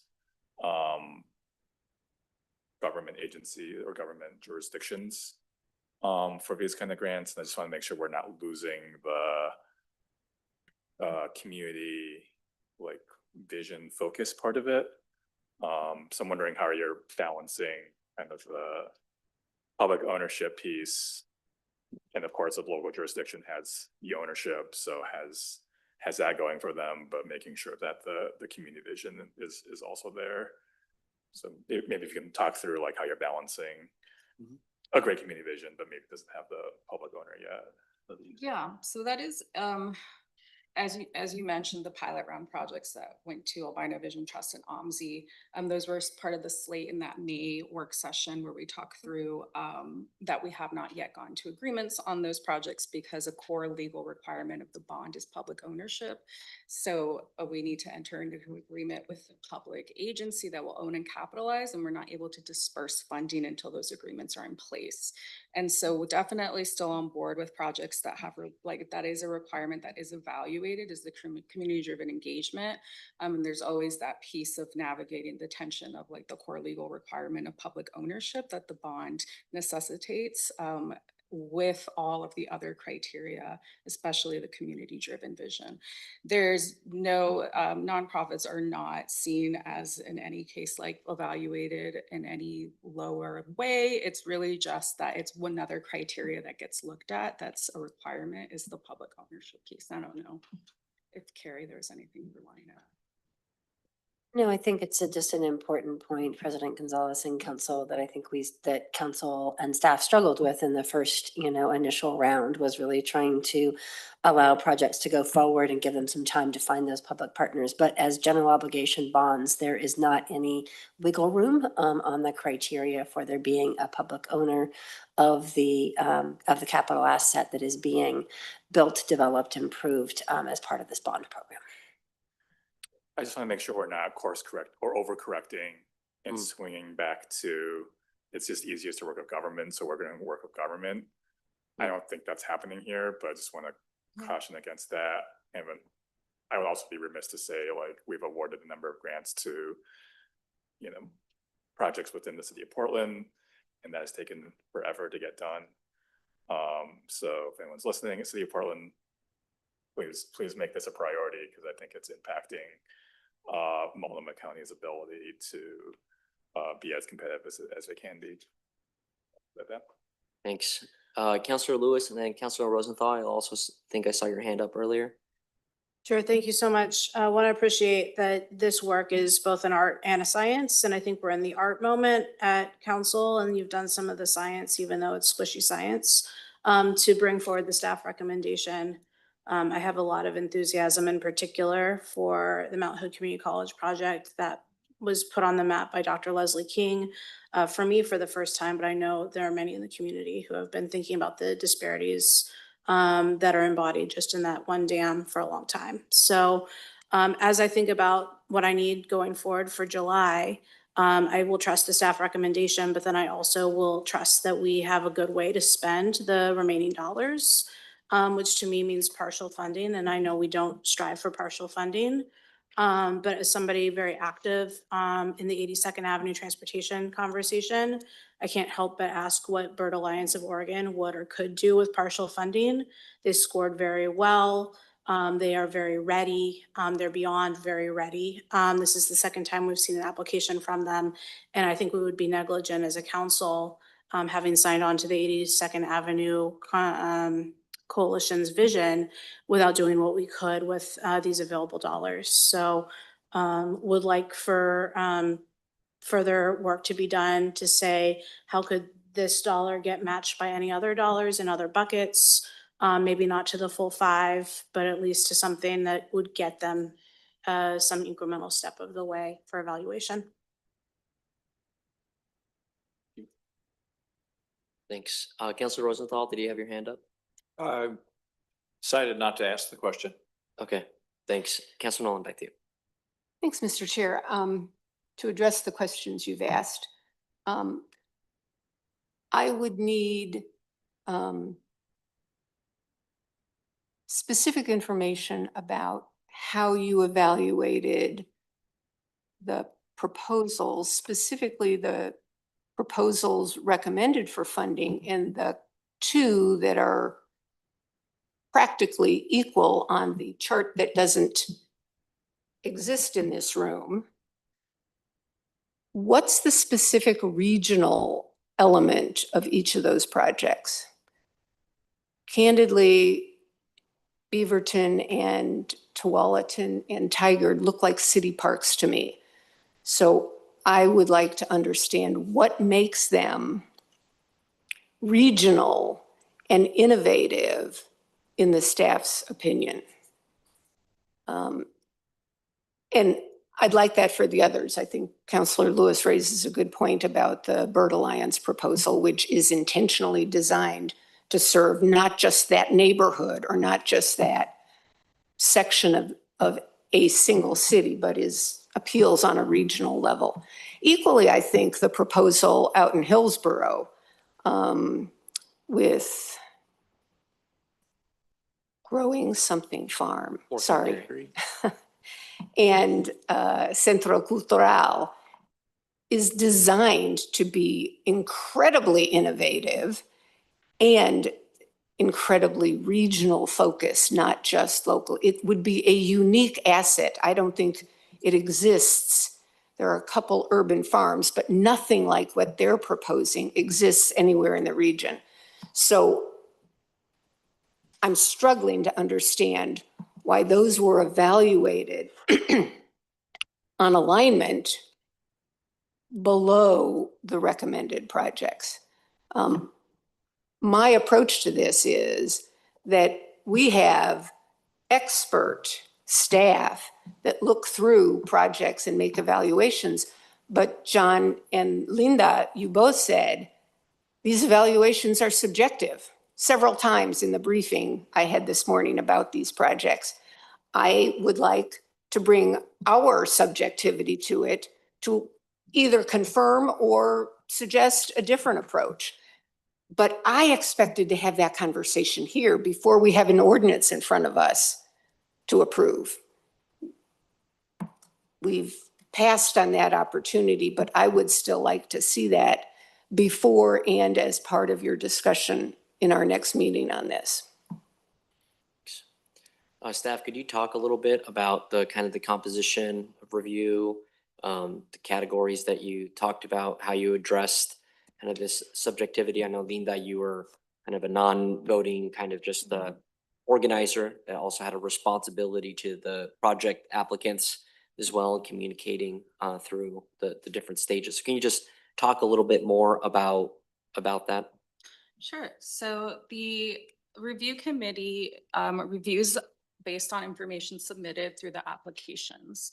So the applications are set up in alignment with the criteria you saw. So hopefully transparent to applicants that it's like, oh, these are the community engagement questions. This section is evaluated on community engagement. It aligns with the council approved program handbook. And as John mentioned, and as we've said quite a few times throughout this presentation, these are all excellent projects and really strong applications.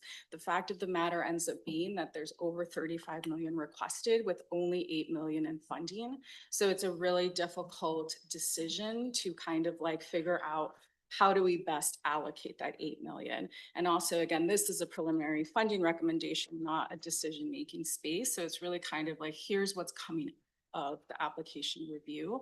In addition to applications, there were also site visits, and that's another opportunity for the applicants to really highlight the story of their vision, to highlight other elements of their programming and project goals.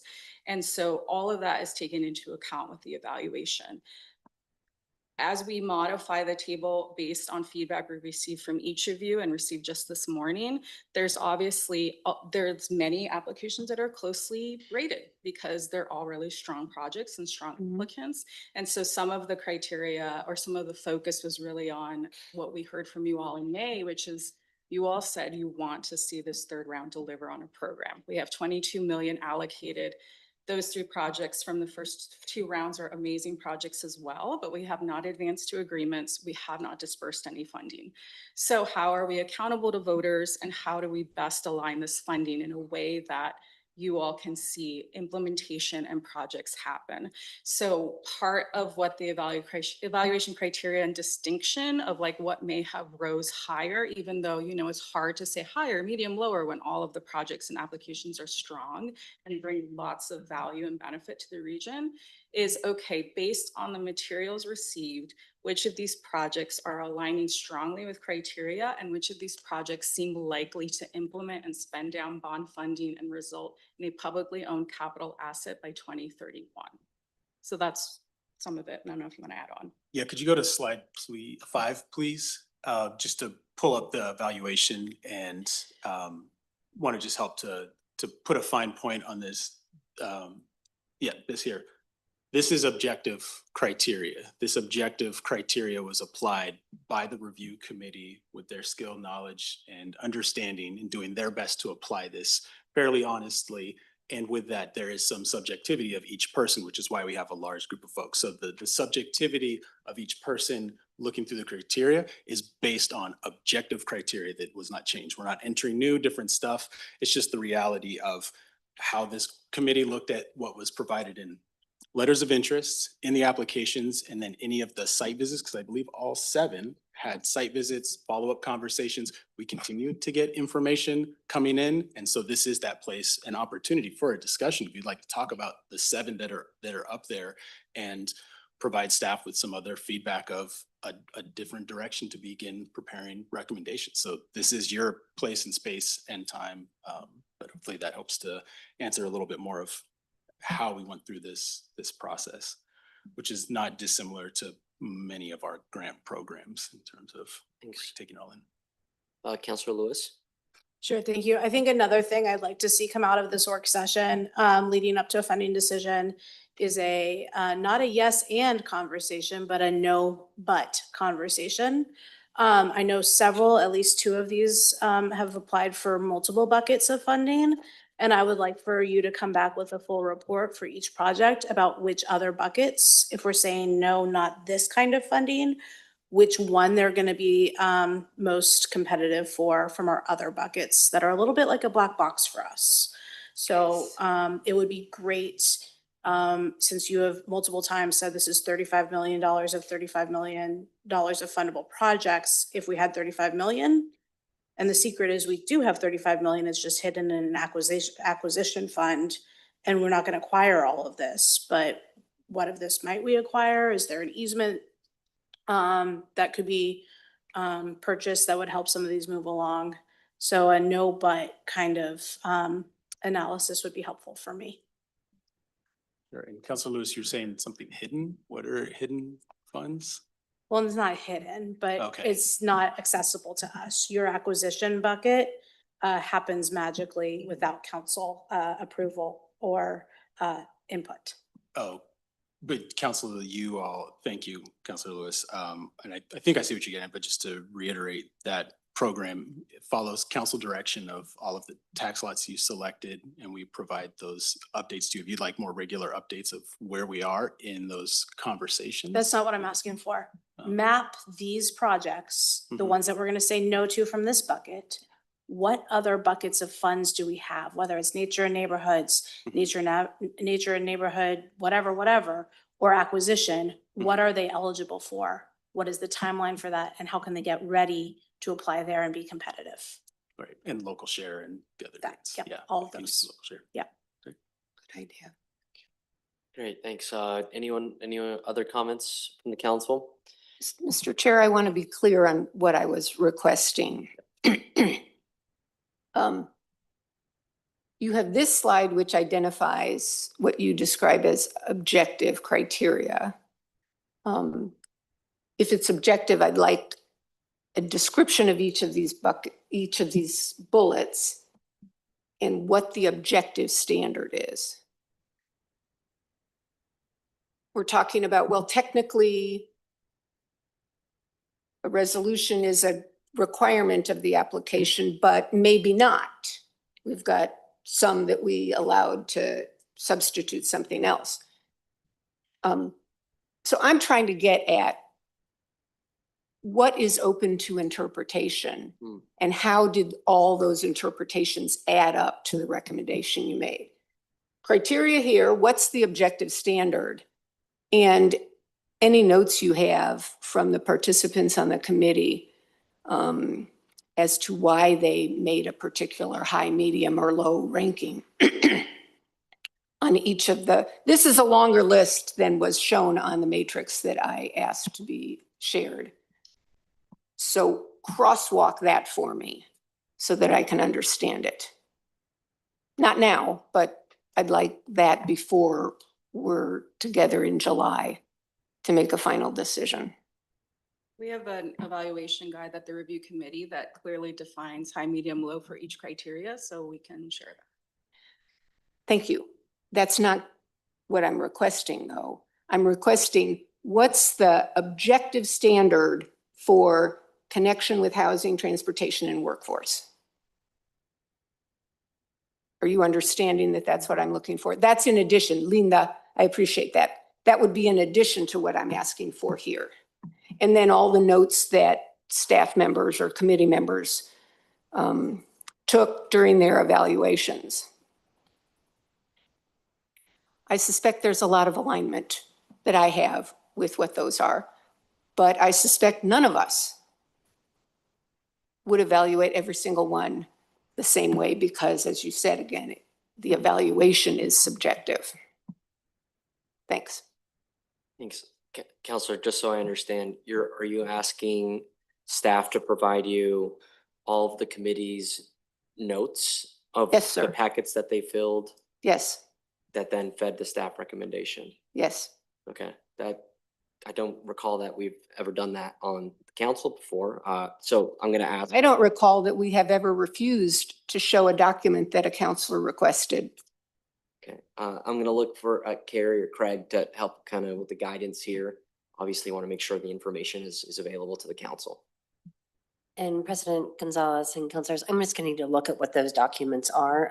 You know, they are definitely public records, but just to be really clear, sometimes they're confidential public records, other times they're ones that we can disclose and share. So let me work with Parks and Nature staff and be explicit about which documents can be shared in what manner with council as part of this decision-making process. Thank you, Carrie. Thank you. Okay, so absolutely, there will be a follow-up there. Is from my understanding. Councilor Lewis. I don't know the specifics of everything, but I just want to help people in the public who are listening to this see both sides. What if I were a project that was working with Metro, but I was also applying for a bunch of other grants? What if I had showed Metro some information that led Metro to rate me as high risk? Do I want that on the screen? Do I want that file printable by my competitors who are out there applying for the same other grants? No, I don't. So to the extent that we are protecting some privileged type information that may not be what Carrie would call privileged, we have come a long way as Metro at gaining community trust. And I think moments like this are where we stand with community and say, we trust you, you trust us. We're not going to show your dirty laundry. Thanks, Counselor. Okay. Well, did I see any more did I just see a hand up? Sorry, was that you, Councilor Huang? I mean, you know, we've seen this at other jurisdictions where councils second guess the processes and procedures for grant making, and it never ends well. And we've delegated a lot of judgment and trust to our committees. And I want to stand by that as best I can. I don't need to see notes, and if my colleagues want to see notes, that's fine. But like, I think we need to act with discretion on notes, because I don't know if everyone on committee knew that their documents could be public. I suspect we'll find, you know, potential liabilities. I suspect also we'll find judgment calls on local jurisdictions that, you know, I think we have to handle very delicately, because we're making judgment calls on, do we trust you? And I think that's something that we've had to do because we want to see projects move. But I think there's a lot of factors that go into, do we trust you to do this sort of thing? That, yeah, our judgment calls that our staff had to make. And I don't want to put you in a awkward position around that. Thanks, Councilor. Councilor Rosenthal. Yeah, just a question. Just want to confirm the committee that reviewed the large scale community visions. I'm assuming they made this recommendation, and was it split decisions or was it a unanimous agreement that to go forward with these two recommendations? It's by consensus, so it's a conversation amongst them, and then I guess you could say it's unanimous because it kind of lands on like everyone being okay with the recommendation that's put forward. Okay, Thank you. Thank you. All right, just to wrap up here, the staff recommendation looks solid.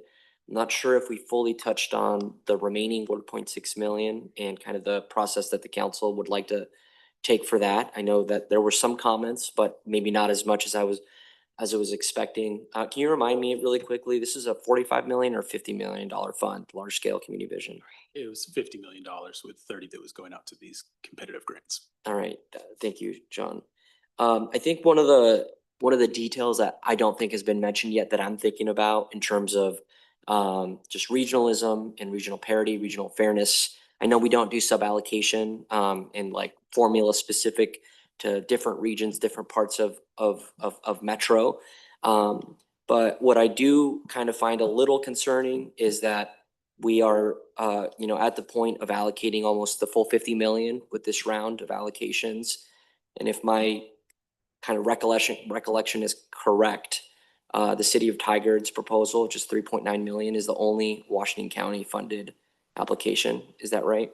Yes. I mean, so we would have, less than 8% of large scale community visions going to Washington County projects.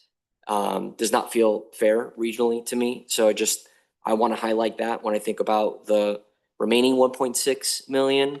Also, if there were the top two, I want to also understand what was number 3 or number 4 as well, kind of with respect to the committee. And also for those projects, what are the trade-offs? Are they interested in partial funding, which is a question that Councilor Lewis discussed. But I'm also thinking about the kind of the tri-county investment allocation that we're making. Okay. Councilor Nolan, did I see your hand up while I was talking? Okay. Nope. All right. Well, we're going to wrap up this discussion and look forward to our next conversation, and certainly want to make sure that the council has all the information and the materials that they need for upcoming conversations. Thank you, staff. Thank you. Thank you. Our next presentation is on the Rose Quarter. We will now turn to the Rose Quarter team to discuss an upcoming proposed MTIP amendment. MTIP is the Metropolitan Transportation Improvement Plan. The MTIP amendment will be brought to JPAC for a vote in July, and council is scheduled to consider this resolution at the July 16th meeting, which I think is the same day as JPAC. We have our planning team as well as our partners from ODOT to share the details of this proposed amendment. We have Gabriela Lopez, Senior Transportation Planner with Metro, Monica Blanchard, ODOT Interim Project Director, and David Kim, ODOT Project Delivery Manager. If you could please start your presentation. Thank you. So President Gonzalez and members of the council, thanks for having us here today. We'll be walking through the Rose Quarter project, providing a high-level overview of the purpose and need and some of the major project elements.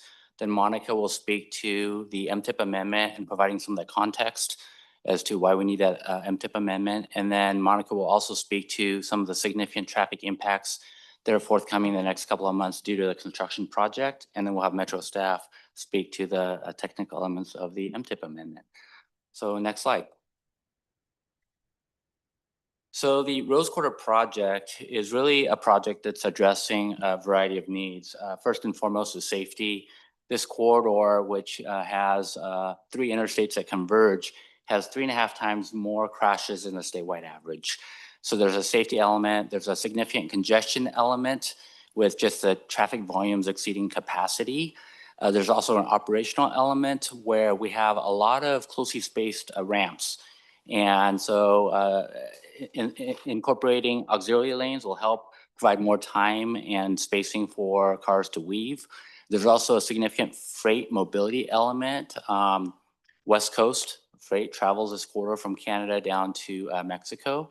And then there is a restorative justice element to this project where when the I-5 was constructed in the 60s, it really split the Albina community and displaced many residents and businesses.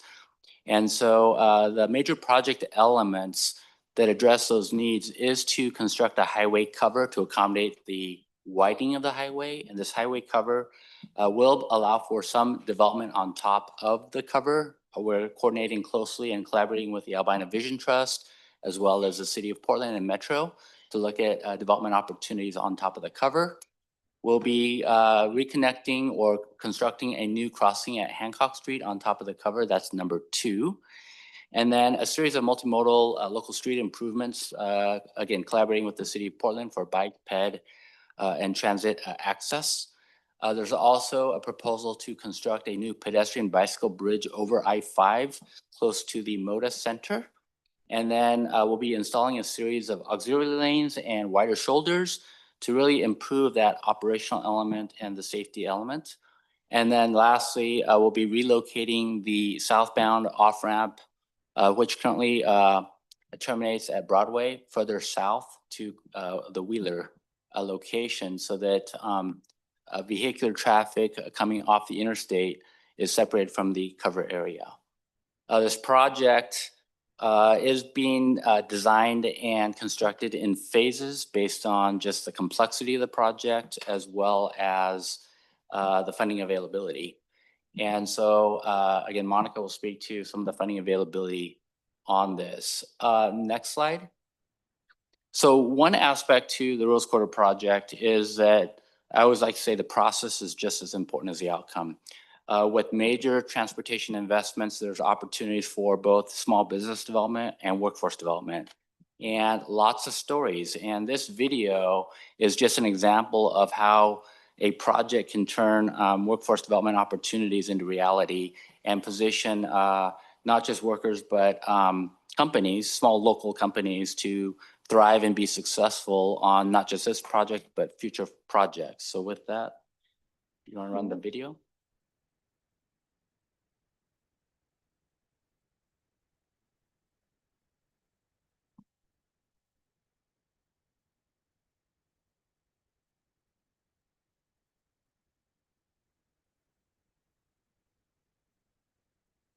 While the video is loading, just some statistics. So the City of Portland ranks 4th worst in terms of congestion, with Los Angeles, Seattle, and New York being ahead of Portland. And so the hope is that this project will help relieve some of that congestion and will further fall further down on the list. And then from a traffic perspective, we're the 7th worst. And the difference between traffic and congestion is that traffic relates to disabled vehicles.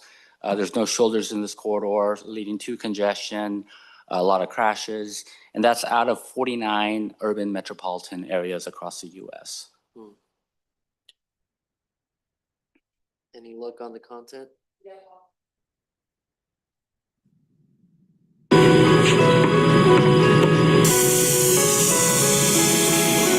I've been doing this for over 30 years. Going across the Brooklyn Bridge when I was like 6 years old, I seen these sparks off to the side. And I was like, Dad, what are those fireworks? And he was like, that's the guy welding. I was like, welding, that's what I want to do. I want to be a welder. So I met Jeff about a year ago. Jeff was talking about the bridge project. And I've loved bridges ever since I went across that bridge at 6 years old. It's a great opportunity for me and for us in the community. Raymore, not just coming from a business standpoint. Jeff Moreland, he's under the headship of the supreme being of the universe, spiritual, really sincere in helping people, saying, I'm gonna give you a shot, let's do it. I see employment by the community, for the community. I see growth in the community. This is home. Portland is home. I love helping my community. Training them in welding. Boom, take the test. Now you're making $35 an hour, right? So they're doing the same for me, bringing it back full circle.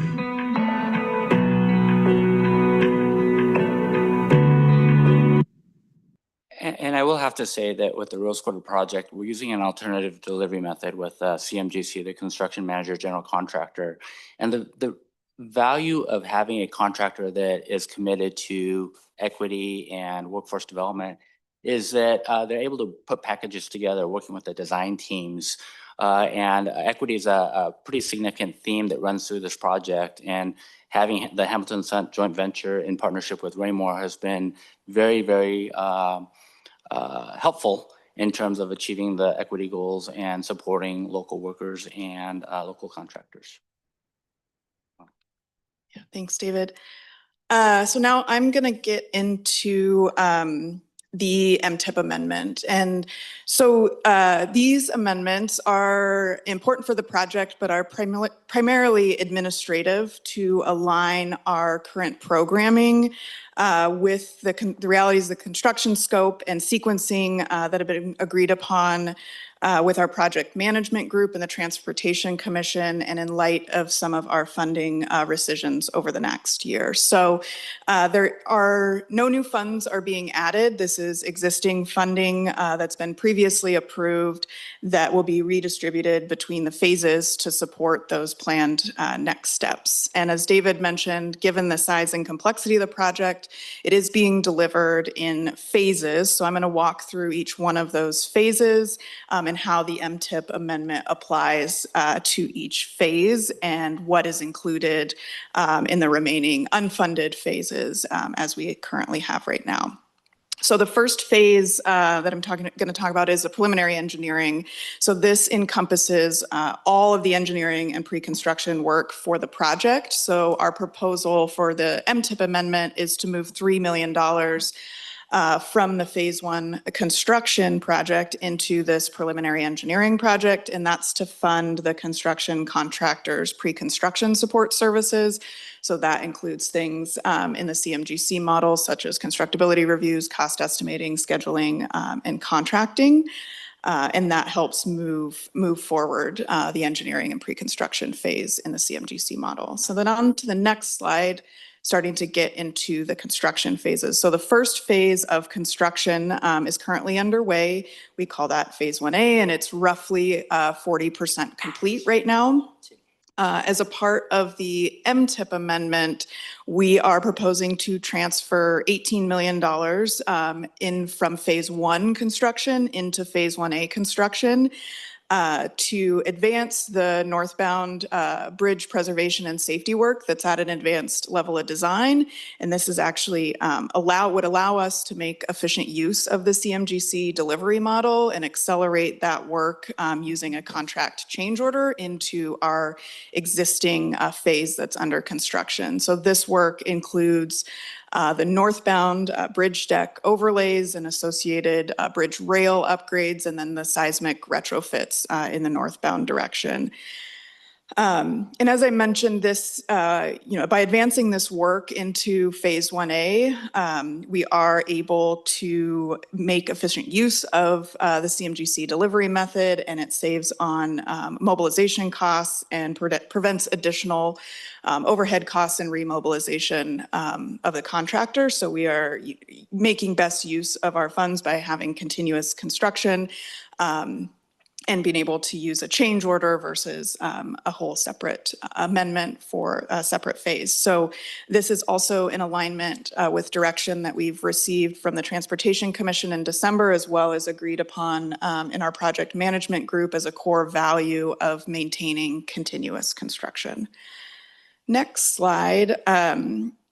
Moving on to phase 1B. So this amendment updates the project name and description of what was previously phase 1 to accurately reflect the work that will be delivered with the available funding. So updating that project name from Broadway, I-5 Rose Quarter, Broadway Weidler phase 1 to I-5 Rose Quarter phase 1B.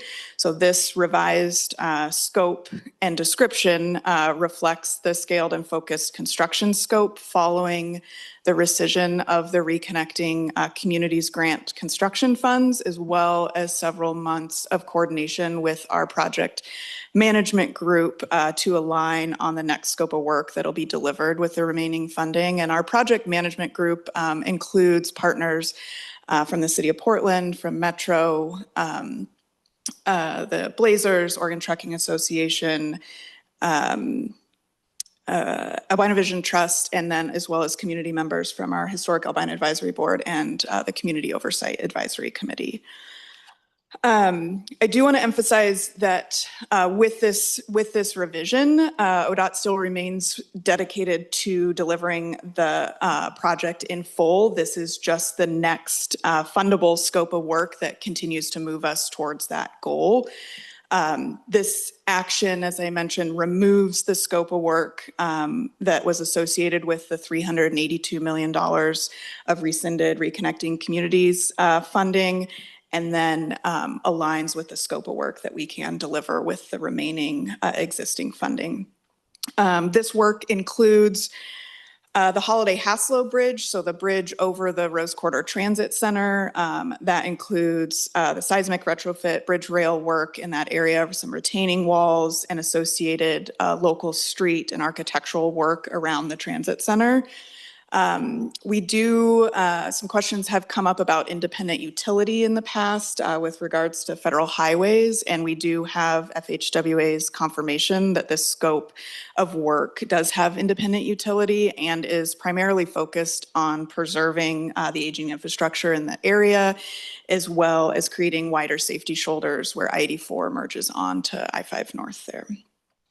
So the next phase, so we've worked with partners in the project management group over the last several months, as I mentioned, to agree on the next phase of the project that we will seek construction funding for to keep us moving forward towards that goal of completing the project in full. So we're calling this phase 1C. And we currently have design, right-of-way, and utility funding for this phase, but there is no construction funding. The construction funding or construction remains unfunded. This really, as a project management group, we determined that this is the minimum viable next phase of work that could advances critical elements of the project. And really completes the full phase 1 as previously contemplated prior to the rescission of the Reconnecting Communities grant funding. It delivers both meaningful transportation improvements on I-5 while also advancing the highway cover construction and local connectivity work. When completed, as you can see up on the screen, when completed, this phase will deliver approximately 30% of the highway cover and open up several parcels of land for development. And by advancing the design in phase 1C with our available funding that we do have, we'll be progressing towards construction readiness while we pursue possible additional funding options to get construction funded. So then on to the next slide for all future phases. So for all future phases beyond phase 1A, B, and C, design, right-of-way, utilities, and construction for funding for all remaining scope elements beyond phase 1C are unfunded. So what's shown on the screen represents the remaining scope elements to complete the full NEPA approved project scope. So this includes the remaining 2/3 of the highway cover and then the associated multimodal and local street improvements. It includes that southbound ramp relocation and flyover ramp, as well as the bike and pedestrian bridge over I-5. And then it also includes the remaining northbound emerging lanes and safety shoulders and the remaining I-5 bridge deck work at the north end of the project. But again, I want to emphasize that ODOT remains committed to delivering the project in full and building the project in its entirety. And as we move forward into these future phases, we are our focus right now is seeking funding for phase 1C, the next phase, but we also remain committed to seeking funding to deliver the project in full and deliver on the promises of the project. So that's the MTIP, and then I'm going to switch over, as David mentioned, and talk about some of the upcoming construction closures, and then happy to open it up for questions then. Thanks. So next slide. So shifting to the construction closures that are upcoming this summer and fall, many of you have seen on the news or heard from our project team or others over the last couple months that we have 2 major closures coming up, one very close in July and then one in September and October. So I'm going to walk through the work we're doing, how we got to got to, what the plan is, and then some of the outreach that we're doing and how folks will be impacted throughout the region. So the first, if you go to the next slide, before I dive into the large closure this fall, our first closure I want to highlight is coming up really soon on July 11th. This closure is a full closure of both northbound and southbound direction between I-405 and I-84. It will start at 10 p.m. on Saturday night and run through 12 p.m. On Sunday. So up to 14 hours. It will open earlier if the work is completed earlier. And the primary purpose of this is to remove the existing sign bridge that's currently over I-5 right near the I-84 Gore and Convention Center area, and then install the new sign bridge that is over I-5 and will have signs for the new construction and new travel navigation once construction is complete. So then moving on to the next slide. So for the next closure this coming fall, we are doing structural repairs on the bridge deck surface and as well as safety and preservation work of I-5. So this section of roadway was originally constructed over 60 years ago. And the bridge deck, the concrete pavement on the bridge deck was last repaired in 1985. That pavement has a 25-year design life, so we are well past its design life, and it has a lot of ruts and cracks and repairs. Repairs are needed now. Well, it's over 40 years before it starts having further structural issues or causing further structural issues.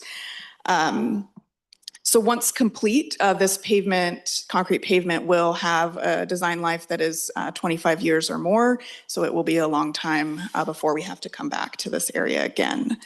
So this closure for the up to 5 week closure is scheduled to start on Friday, September 11th and extend into early October.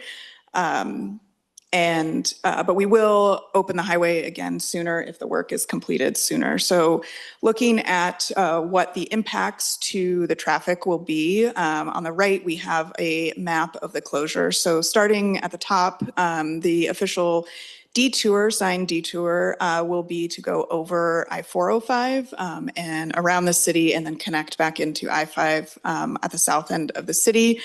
Understanding this will be, as 405 is already at maximum travel capacity at peak travel times. And so this is putting a lot of extra strain on both the interstate system, but as well as the local streets. We do expect folks to take alternate parallel routes on local streets, whether that's interstate, MLK, Vancouver, or other north-south parallel routes. So we are coordinating very closely with the City of Portland and Metro staff on what we can do to maintain safety on the local routes, as well as operations as much as we can.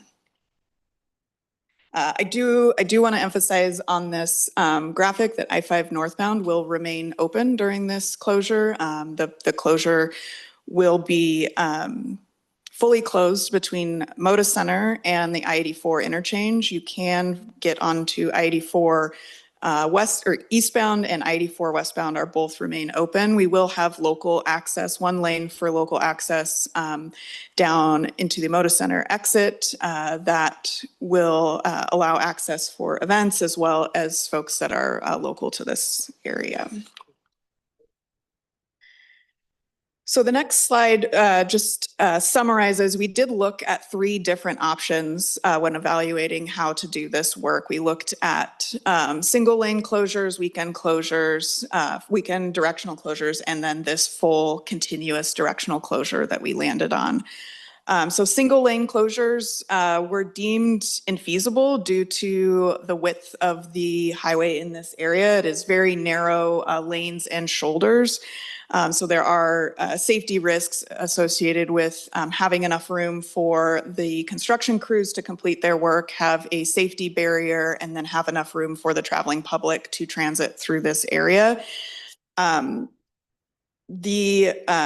Even looking beyond the kind of practical infeasibility of doing it, we also had concerns around the quality of the concrete, just with the amount of vibration that happens with traveling public next to the concrete. We have concerns about concrete maintaining its strength with that vibration. We also looked at schedule and cost. So doing single directional closures would take about 4 months and add roughly $4.5 to $7 million of added costs. So it add a longer duration of the overall impact and increased cost. So looking at weekend closures, primarily were ruled out due to major inefficiencies. It's quite extensive traffic control to set up and take down to divert everyone onto 405. And so if we just closed for the weekend, there's a lot of inefficiency and time spent putting that traffic control up and taking it down. The team did look at how long that would take, and they estimated it would roughly be 2 full summers of weekend closures and add roughly $6 to $9 million in additional cost. We also have, on the quality side of things, have concerns about you can only build, grind and repair and pour concrete in a very small section over a weekend. So we would have many joints between the concrete, which is an opportunity for water to get in and then freeze and thaw, create more cracking. And so overall quality concerns and the durability and life cycle of the concrete. So ultimately, after careful consideration, we landed on the full directional closure, understanding that it is a big impact for up to 5 weeks of closure, but it is the cheapest, fastest, and safest, and provides the highest quality a product at the end, and will live up to that 25-year or more design life. So then on to the next slide, kind of switching gears into our communications approach. So we've been building a communications approach based on past closures in the region and examples of other projects that our neighboring states have successfully managed to mitigate some traffic and by executing a good communication strategy ahead of the closures. So our goal is to create as many touches as possible with folks throughout the region and beyond, and reduce surprises with the closure using lessons learned in those previous projects and how they approached it. So we want everyone to be prepared and be able to plan for the impacts ahead of the closure and not be surprised when it does get here. So recently we've been coordinating with a WashDOT team that's doing the Revive I-5 project in Seattle. We are preparing or have prepared a range of materials to share out through our outreach efforts, and we're working with folks in a variety of ways. A lot of summer fairs and festivals have kicked off. We are out in the community there. We are doing a lot of briefings, both at the elected level as well as business associations, community associations, one-on-one briefings, freight associations, and the like. We have a social media strategy. So they're both ODOT channels for social media, email, text, message, website, newsletters, as well as a paid advertising campaign that has started for the July 11th closure, and then we'll ramp up also as we get closer to the September 11th closure with paid advertising on a variety of channels there. Include the school districts? Yeah, so thank you. Another strategy we have with the toolkit is we're able to provide that information. So we have a link on our website that we can provide to everybody that we brief. And so for instance, on the school district, they were able to use that information and get it into their newsletter before school went out. And then we'll go out, as school starts, that'll go out there, and folks have been putting, I think I just saw a City of Vancouver newsletter yesterday that had the closure impact. So our team has put together, whether folks have, text or just graphics, we have a toolkit that people can grab from. There's also fact sheets in there and a wide variety of materials that once we meet with folks, they're able to distribute that through their channels as well. Next slide just kind of goes over our schedule. And as you can see, we've really ramped up the outreach and coordination after the early May public announcement of the closure, and that coordination will be going throughout the summer. We have mailers that should be hitting mailboxes. 50,000 residents in the corridor area will be receiving that. As I mentioned, the advertising campaigns and all of our various outreach is really ramping up. And then the toolkit, I mentioned that as well. And then during the closure, we'll continue in ongoing and regular communications to keep everyone informed during the closure. And then after the closure wraps up, be documenting our lessons learned, because this was first of several closures as we continue to construct Rose Quarter through the I-5 area. And so the last slide I have for our presentation today is I just can't emphasize enough the importance of getting everyone informed and staying informed and sharing the details of the closure with everyone throughout the region. As I mentioned, our team has that toolkit with a fact sheet, talking points, newsletter, graphics, and such. People can sign up for notifications on the project website, as well as submit questions to the team. Rose Gerber is our public informations officer, and she is always happy to take questions or route questions to the project team. Just wanted to highlight for Metro specifically, we've been coordinating with Convention Center operations and communications staff, and we've also recently connected with the waste management waste prevention environmental services department to get the word out to haulers in the area as well. And so that concludes my presentation, and happy, turn it over to Gabriel. Thank you. Good afternoon, Gabriela Lopez, Senior Transportation Planner at Metro, and I'm going to go over the details of the MTIP amendment that both David and Monica just presented on. We can go to the next slide. So again, this is just going to be an amendment overview. There's no approval recommendation for today. We will be having a two-touch approach for this amendment with anticipated action, as Council President mentioned, on the July 16 council meeting. And included in the meeting packet materials is the staff report, draft resolution, the project detail report, which shows the programming of the projects, the public comment report. This is a placeholder, which was last updated on June 8th, but we will be having the finalized once our public comment period ends tomorrow. And then the staff memo on the major project assessment, as well as the project fact sheet for Rose Quarter project. Next slide, please. So as Monica mentioned, the formal amendment is amending 3 existing MTIP projects, and this amendment will reduce the total funding for the Rose Quarter projects from $872 million approximately to $489 million, most of it being due to the rescinded funds. Next slide. First project, I-5 Rose Quarter Improvement Project, which is the preliminary engineering phase project. The proposed amendment will increase the project from $247 million to $250 million. This is done through an increase of PE of $3 million, which Monica mentioned. There's also going to be a decrease in the other phase of $250,000, which is a portion of the rescinded NAE funds. It will also move the other phase from federal fiscal year 2026 to 2027. And there's also a technical correction that was completed to ensure that there's consistency in the STIP fund types and the MTIP fund types as well. Next slide. The next project being the I-5 Rose Quarter Phase 1A. For this project, the project will be increasing from $75 million to $93 million. The increase is moving $18 million of advanced construction from the other I-5 Rose Quarter project, ODOT Key 23672. And as mentioned, the approved scope associated with the funds will be delivered under this project to expedite the work. Next slide. And the last project to be amended is the now named I-5 Rose Quarter Phase 1B. So the proposed amendment would decrease the project from $549 million approximately to $146 million. This also includes a change in name and project description to match the scope of the remaining funds.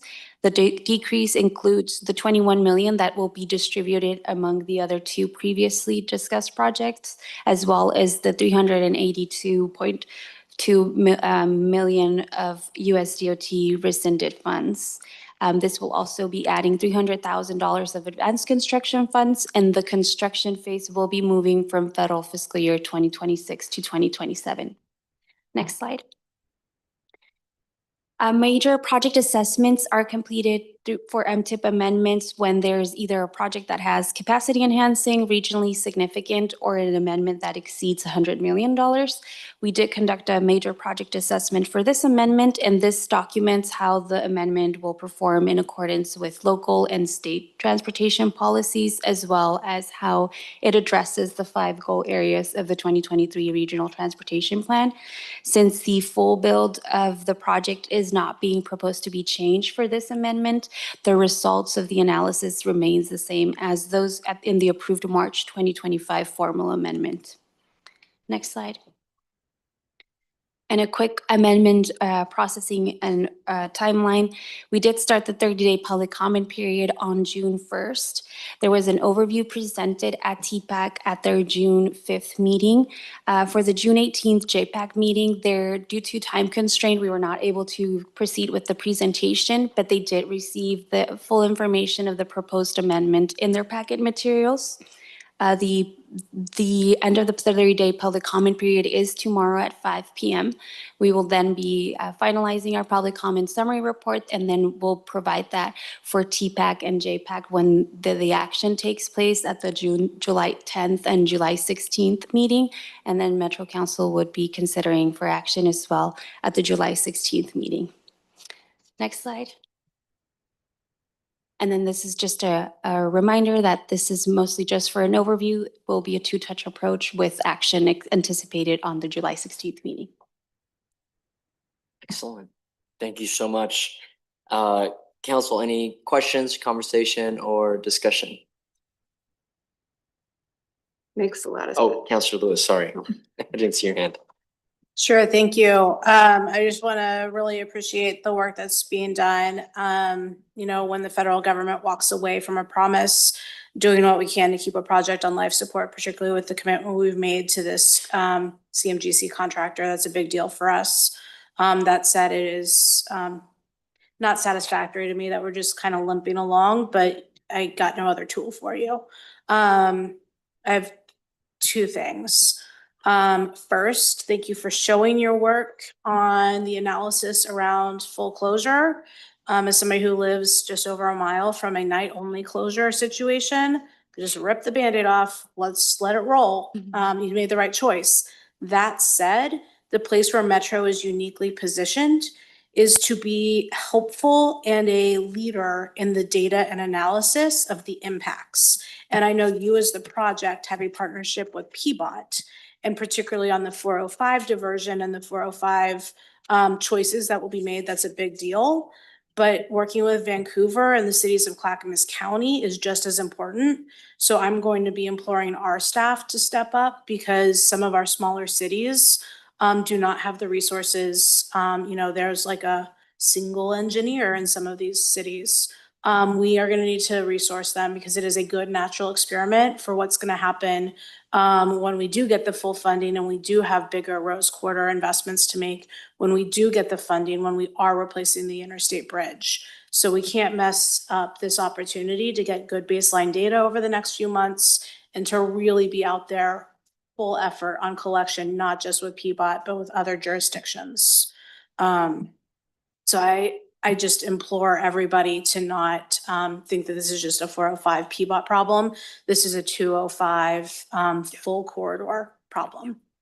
And then my second question, and is not my style to ask a question like this that I don't know the implications of, but I'm doing it anyway.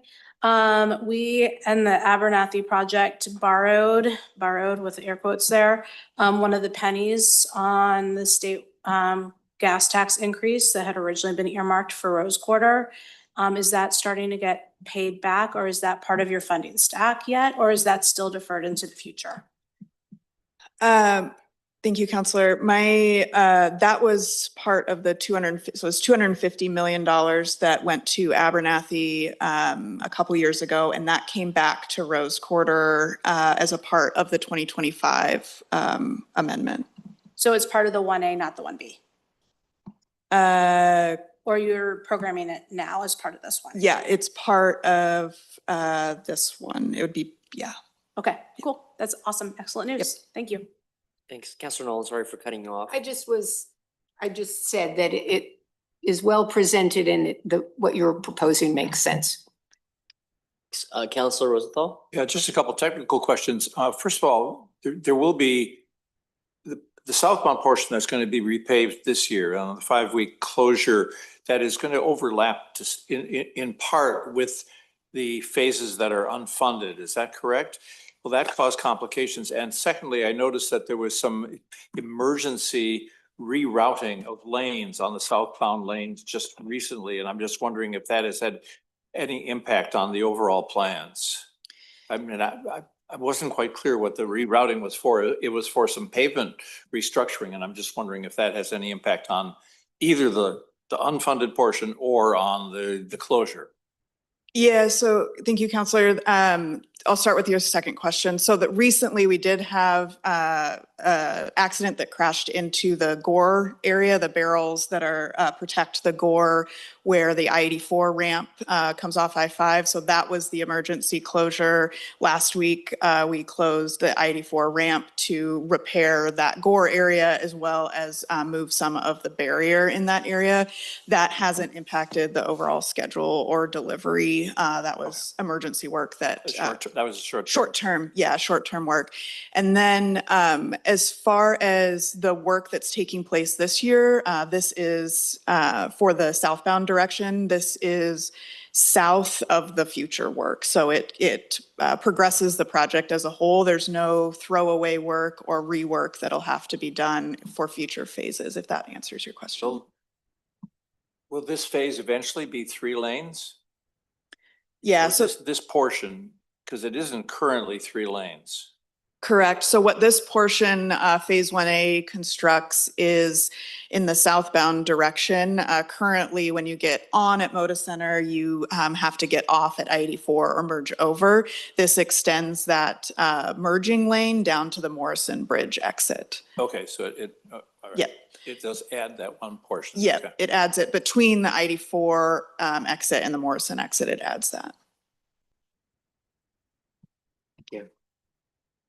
Okay, seeing no other comments or conversation from the council, I will just take the time to thank you for coming. Look forward to July 16th, in which we can consider this decision. Also, I think it's important that we continue to highlight the closures that are upcoming. I appreciate you being so proactive in that. It's getting me thinking about what we can do as a partner agency as well to help tell that story, just because 5 weeks is a significant amount of time. I think people will understand, but we just need to let them know. And then it's a great time to use the bus, to use the MAX, to bike, to scooter, skateboard. I mean, use our legs, all those things. So I think if we're proactive, then it could be really meaningful. All right, you're good to go. Thank you so much. All right, colleagues, next on our agenda, we have a Chief Operating Officer Communication. We do have a Deputy Chief Craig Stroud here standing in for Marisa. Any updates today? President Gonzalez, happily to share no pressing updates today. Thank you. Counselors, for Councilor Communication, any major updates? Councilor Lewis, your hand raised. Sure, thank you. Colleagues, today we have the opportunity to recognize the incredible work of Yakima Nation at raising awareness around the lamprey. And it was an honor to be down there at the Lamprey Festival on Thursday. So thank you for my excused absence to participate. We had over 20 staff with Metro. CRIPFIC was out there, Willamette Falls Trust was out there, members of multiple tribes were in prominent roles. So it was a good place for us to be, not only with our funds through sponsorship, as well as a grant, but also with our people power. So want to recognize that. And then second, colleagues, you may recall we have funded the Kellogg project through our Parks Department. They are now going forward in a very short window for federal funding. Some of the last infrastructure dollars have just been opened up for competitive application. And I would like for us as a council to write a letter in support of that project, getting federal funds through the culverts project. So staff have drafted a letter, and I think our council practice would be to get a head nod on, we've supported this project, federal government, you should fund it too. Any concerns? Seeing, I don't have any concerns. Oh, no concerns. No concerns, yeah. Okay. Councilor Nolan? I have no concerns about sending a letter of support since we've already voted to provide funding. I do have a difficulty with the purported informality of these discussions when we're actually making a decision here to do something. And I'm seeing I Carrie don't nodding think we her should head. do. So it isn't about this. It's about the way we express council opinion. And I think we just need, maybe at our retreat, we can talk about how we do that. Yeah, Councilor, thank you. I see Carrie nodding her head at your comments as well. I can tell you, I worked with staff on yesterday, on our agenda for our retreat. This is one of the topics. Great. About how we do that, and Good. how we also can reorient our agenda, how council can put something on agenda, you know, during councilor comms or something. But Carrie, is there anything you'd like to shed with us for now? And do we have the ability, because it's our practice, to give Councilor Lewis a signal to go forward? And we are looking at our rules going forward as well. President Gonzalez and councilors, yes, I think that Councilor Nolan really hit upon the key thing here, which is this letter would reflect a position this council has already taken and made. And so that's not a new decision. Letters or other circumstances where council is actually making a decision, that I would hold those as separate. I believe that's some of the information that staff is working on for the retreat. I'll certainly check in with them. Thank you. And Councilor Nolan, I saw you lean forward. Did you have an addition to that? No. Not after you've explained it. That was brilliant. So no. Yeah.